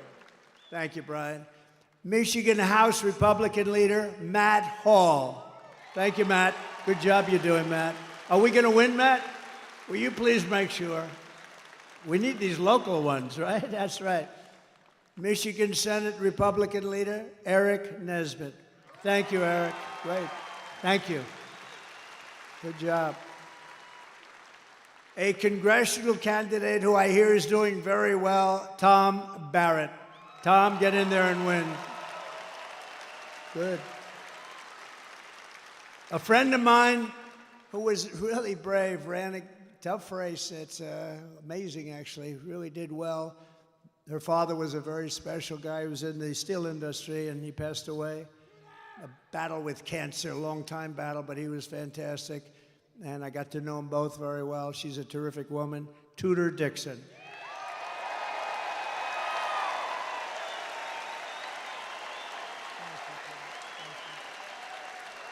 Thank you, Tudor. Ambassador Joe Sella. Thank you, Joe. Good job you're doing, Joe. Very important person in this room, Michigan GOP Chairman. Where are you? Okay. Pete Hoekstra. Oh, there he is. I fought like hell for him to take that job, right, Pete? I said, Pete, you got to do it. How are we doing, Pete? How are we doing? Huh? We're doing good. If you're in charge, he's going to win. He was a congressman, a really good one, respected. He left.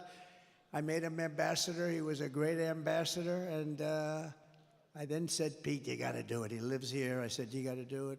And we appreciate you doing it. Both of you, thank you very much. We appreciate it very much. RNC chairman, he put on that show with a person named Laura Trump. How good is she? How good is she? She's unbelievable. She made a great speech. And her husband made a very good speech the other night, didn't he? Eric and Don. I don't want to talk about anyone else, only my kids, you know. But they all did well. Everybody did well, honestly. I do think Hulk Hogan, I thought he was incredible. I hadn't seen him in a while. And I'll tell you what, I'm not going to mess with him, right? We're not going to mess with the Hulkster. But he was fantastic the other night. All of them, every single one. My granddaughter did very well. Look, she's scarred. What about, who said that? Who said my granddaughter? Wow. Kai. Kai is great. Great golfer. She's a great golfer. But we have another man who's very important, and the RNC chairman, Michael Watley, who's been incredible, wherever Michael is. Mike, thank you, Mike. Great job. I said, Michael, you have one job. We got so many votes, we don't know what to do with them. You got to guard the vote. When those votes get put in, they can't be missing. They can't throw them out. They can't stuff ballot boxes. They can't cheat. Make sure. And, you know, he headed up North Carolina. And on that night, a while ago, that certain election night, that miserable where we thought it was won at 10 o'clock in the evening, and then all of a sudden, additional votes have been reported in various places. We don't have to get into it. North Carolina held totally steady. He had 603 lawyers working. Other people didn't have lawyers working. And bad things happened, but this guy held, and I said, that's the guy I want to run the party. And Michael, I know you're doing a great job, and you're going to do something very special. We don't need votes. We need to guard the vote. You ever hear the expression, too big to rig? The more we get in there, the harder it is for them. My daughter and her husband, Tiffany and Michael, where are you? Tiffany and Michael, you're around here someplace. Two great people. Fairly recently, thank you, Tiff. Great people. And Michael's father's here tonight, highly respected guy, great businessman, and a highly respected guy. From the moment we take back the White House from crooked Joe Biden and Kamala, I call her Laughing Kamala. You ever watch her laugh? She's crazy. You know, you can tell a lot by a laugh. No, she's crazy. She's nuts. She's not as crazy as Nancy Pelosi, crazy Nancy. Did you see Nancy Pelosi is selling out Biden now? Did you see? She turned on him like a dog. Well, I don't know if he should continue. All of a sudden, where did that come from? She was 100%. All of a sudden, she's not sure. Not sure means he's gone. But no, she's crazy as a bedbug. She's a crazy person. I believe we're going to have the 4 greatest years in the history of our country. I believe that.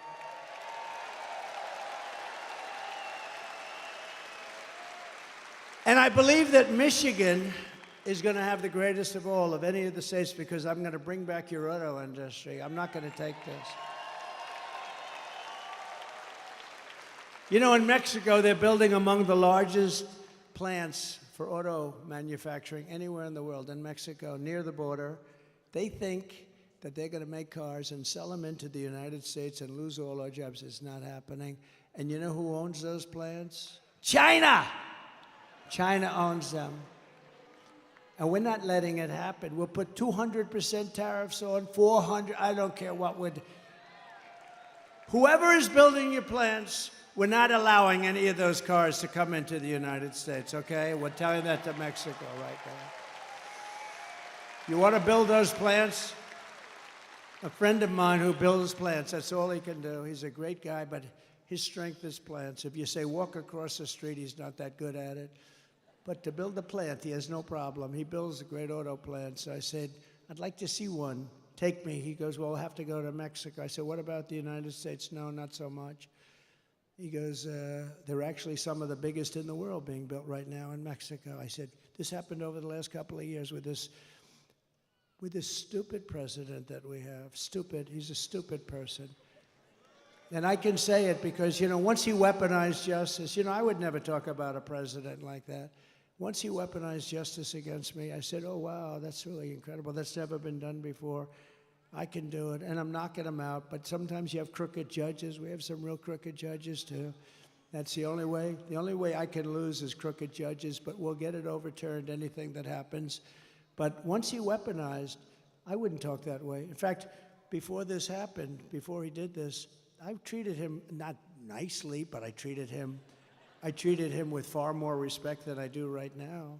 It's one of those things. But we can't let these companies come in and steal our wealth, steal our jobs, destroy our companies, and end up building it 10 miles across the border and think we're going to allow them to get away with it. We're not. They have to build it over here, and they have to use our people. And it's going to happen. And Michigan will benefit more than any state in the union because they stole your auto industry, and we're going to bring it back, and it's going to be at a level that it was in its height. Okay? You hear that, John James? You hear that? I'm going to put John James in charge.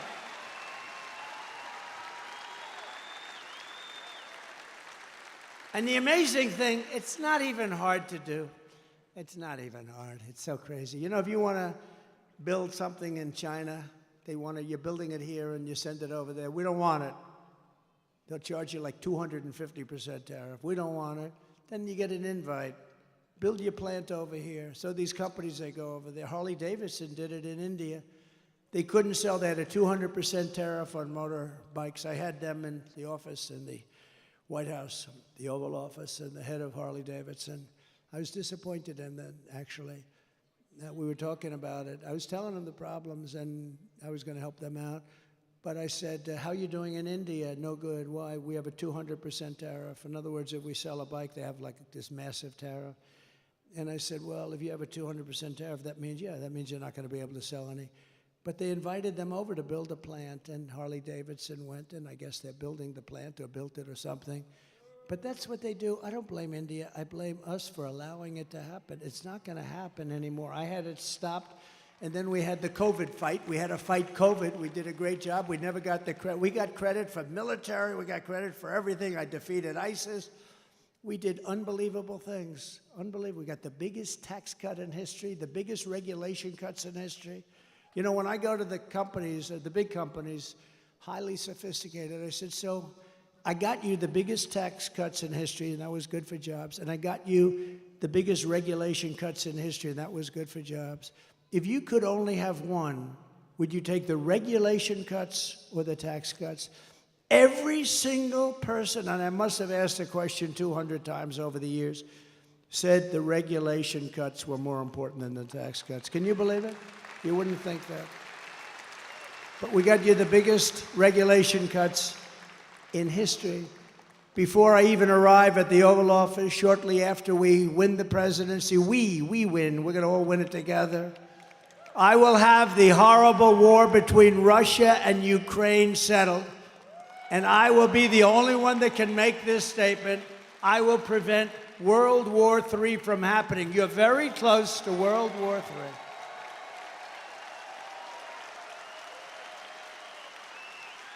If I was president, the Afghanistan disaster, which probably caused Putin to go in, and by the way, he wouldn't have gone in with me. He would have never gone in with me. And he didn't.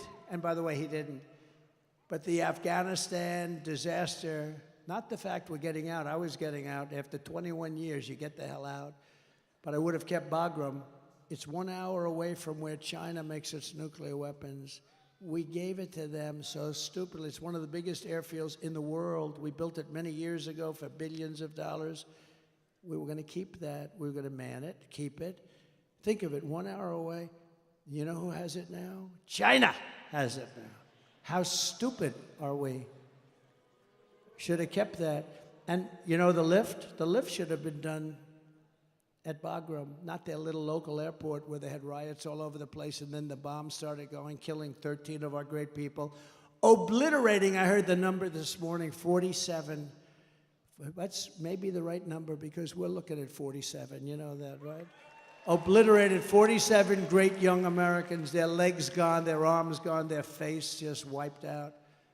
And hundreds of people besides, hundreds of people.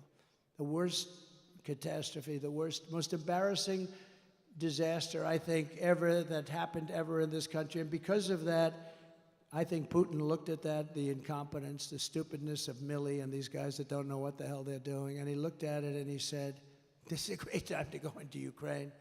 But he would have never done it with me. If I was president, the Afghan disaster would have never happened, Ukraine would have never happened, and October 7th, the attack on Israel would have never happened. Remember, Iran was broke. Iran had no money. They were broke. Now they have $250 billion. But we'll get along with Iran. We'll get along with whoever we have to get along with, but it would have never happened. All of the things, and you know what wouldn't have happened? Inflation wouldn't have happened because I had energy low. Inflation was caused by energy going up twice.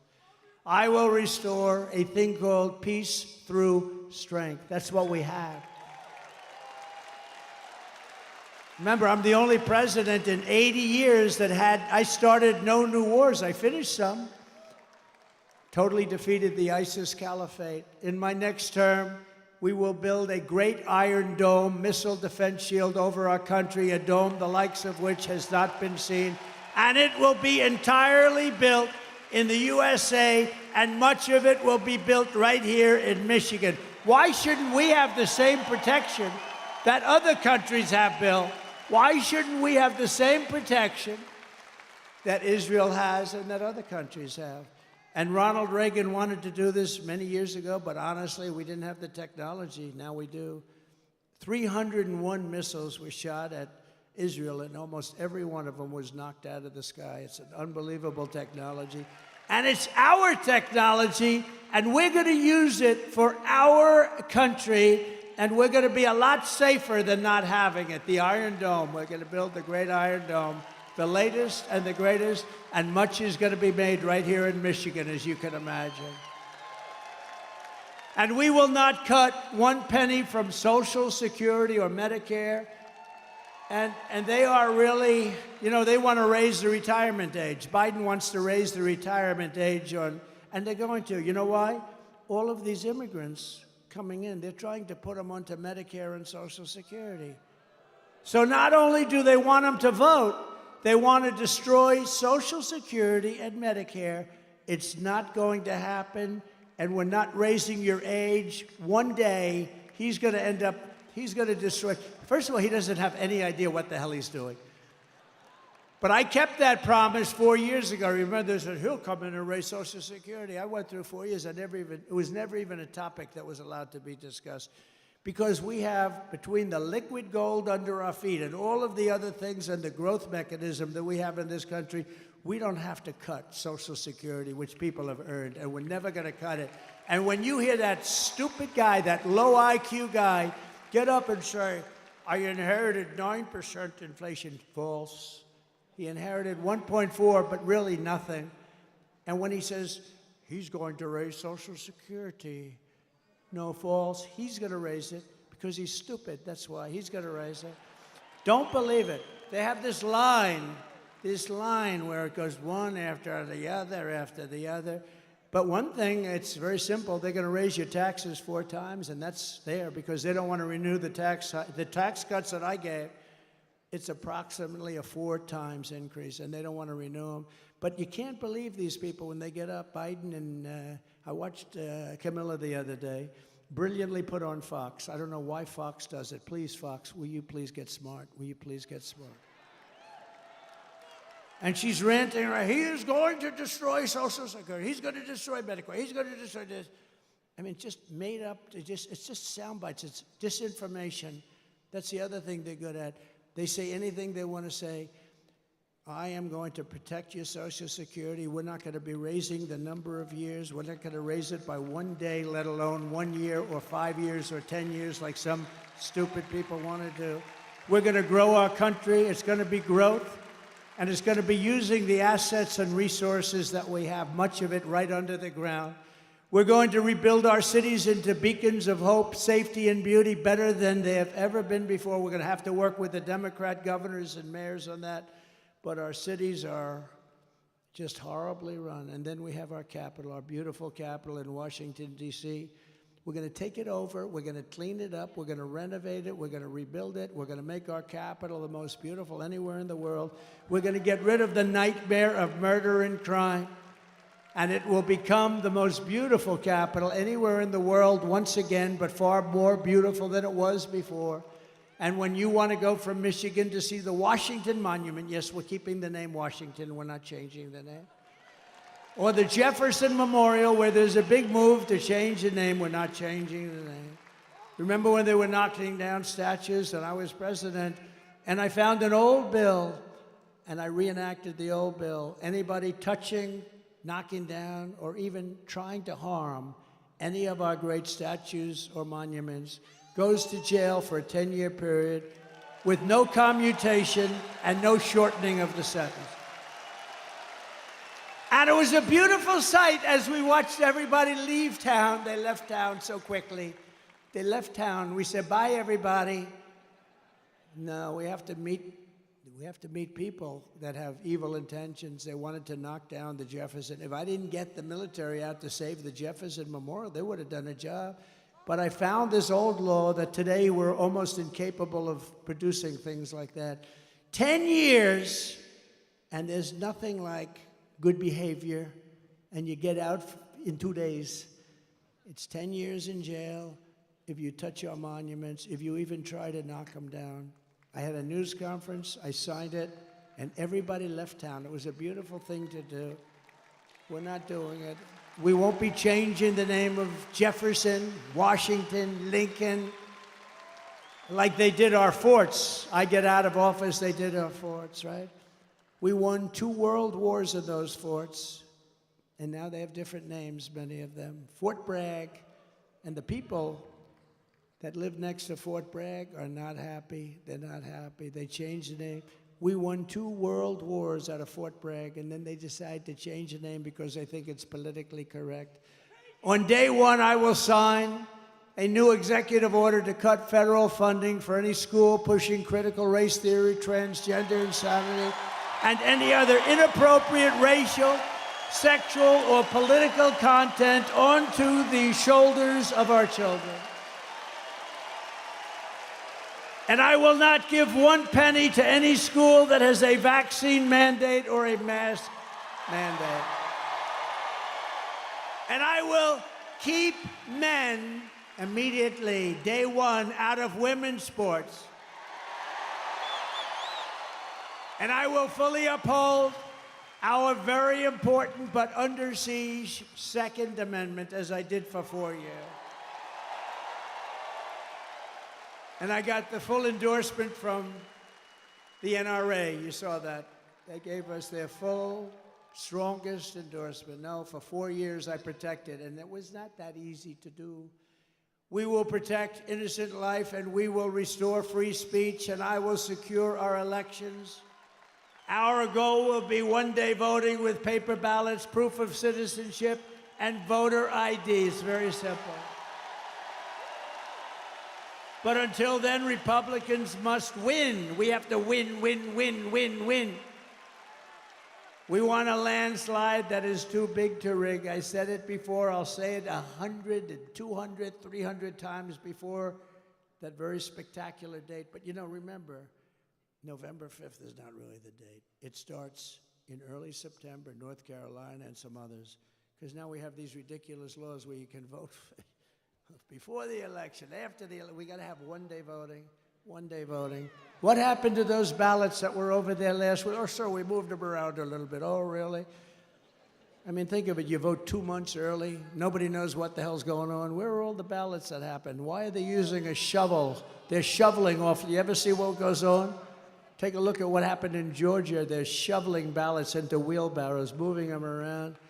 If you took the 10 worst presidents in the history of the United States and added them up, they would not have done near the destruction to our country as Joe Biden and his horrible Biden administration have done. They're destroying our country. They are destroying our country.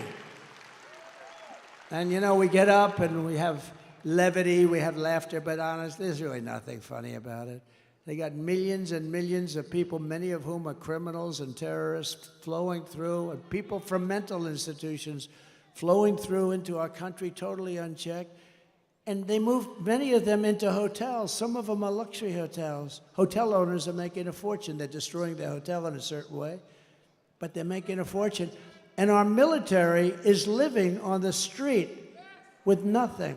And yet they're putting these people into luxury hotels. So if you want to save America, get your friends, get your family, get everyone you know and vote. You got to vote early, vote absentee. I don't care how you vote.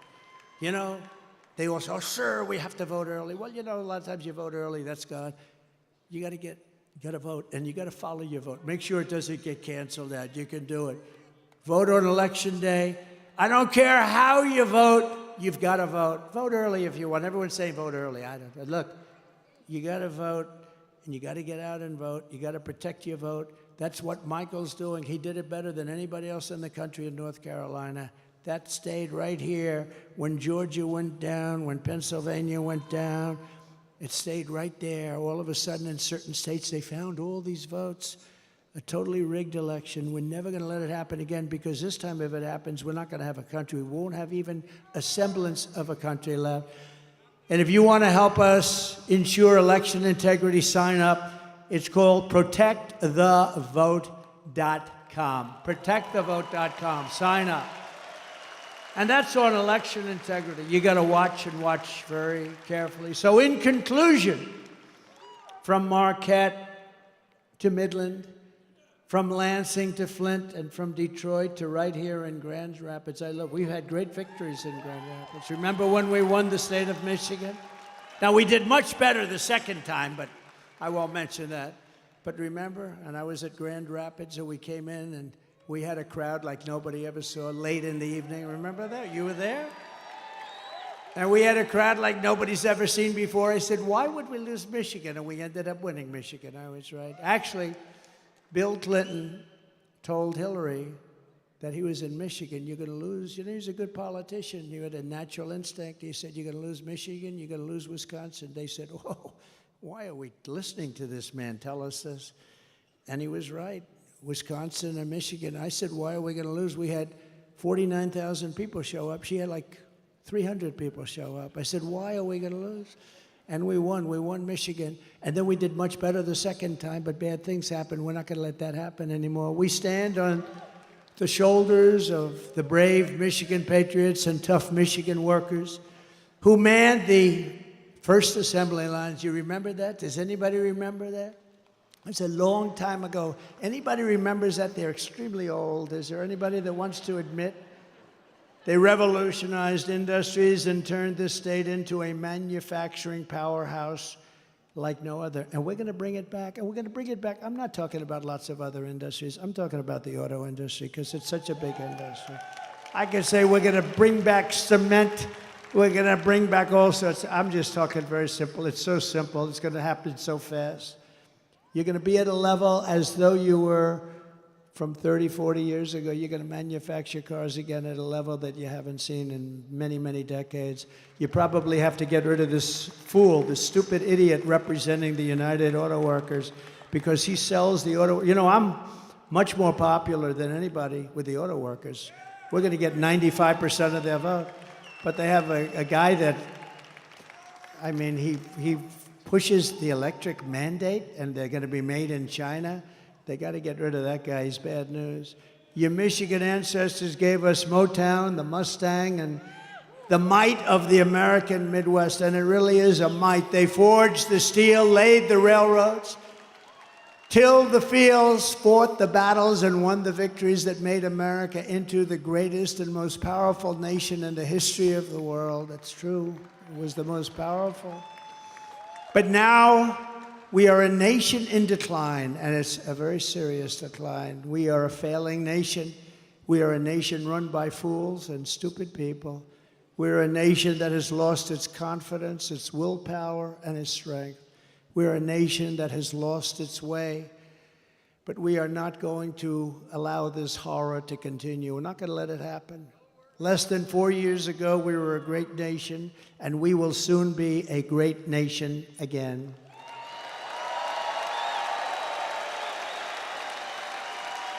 With the right leadership, every disaster crooked Joe Biden has created can be fixed, and very, very quickly. Every problem can be solved, and every wrong can be rectified. By this time next year, America's borders will be strong, sealed, and secure. Very easily. Get ready, Tom Homan. Inflation will be in full retreat. Our economy will be roaring back. Optimism will be surging. You will have your confidence back. We don't have any confidence. That's like an athlete that can't sink the shot, can't hit the ball, lost his calm. We're going to have you hitting the ball again. We're going to have you playing at the top of your game. The American dream will be thriving again for citizens of every race, religion, color, and creed. Law and justice will reign all throughout our land. Freedom will be restored. The flame of liberty will be burning bright. Crooked Joe Biden, the worst president in the history of our country, will be a fading memory of the past, and our great silent majority, including the once forgotten men and women of our country, will be the one shaping America's magnificent future when I am the 47th president of the United States of America. Thank you.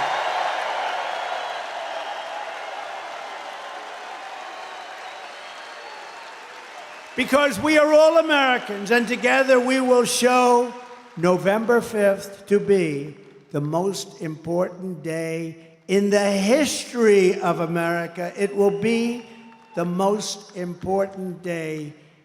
And when we turn it, our country's going to be great again. And if we don't turn it, our country is finished. You know it, and I know it, and everybody knows it. We are one movement, one people, one family, and one glorious nation under God. And together we will make America powerful again. We will make America wealthy again. We will make America strong again. We will make America proud again. We will make America safe again. And we will make America great again. Thank you very much. Thank you, Michigan. Thank you very, very much. Thank you.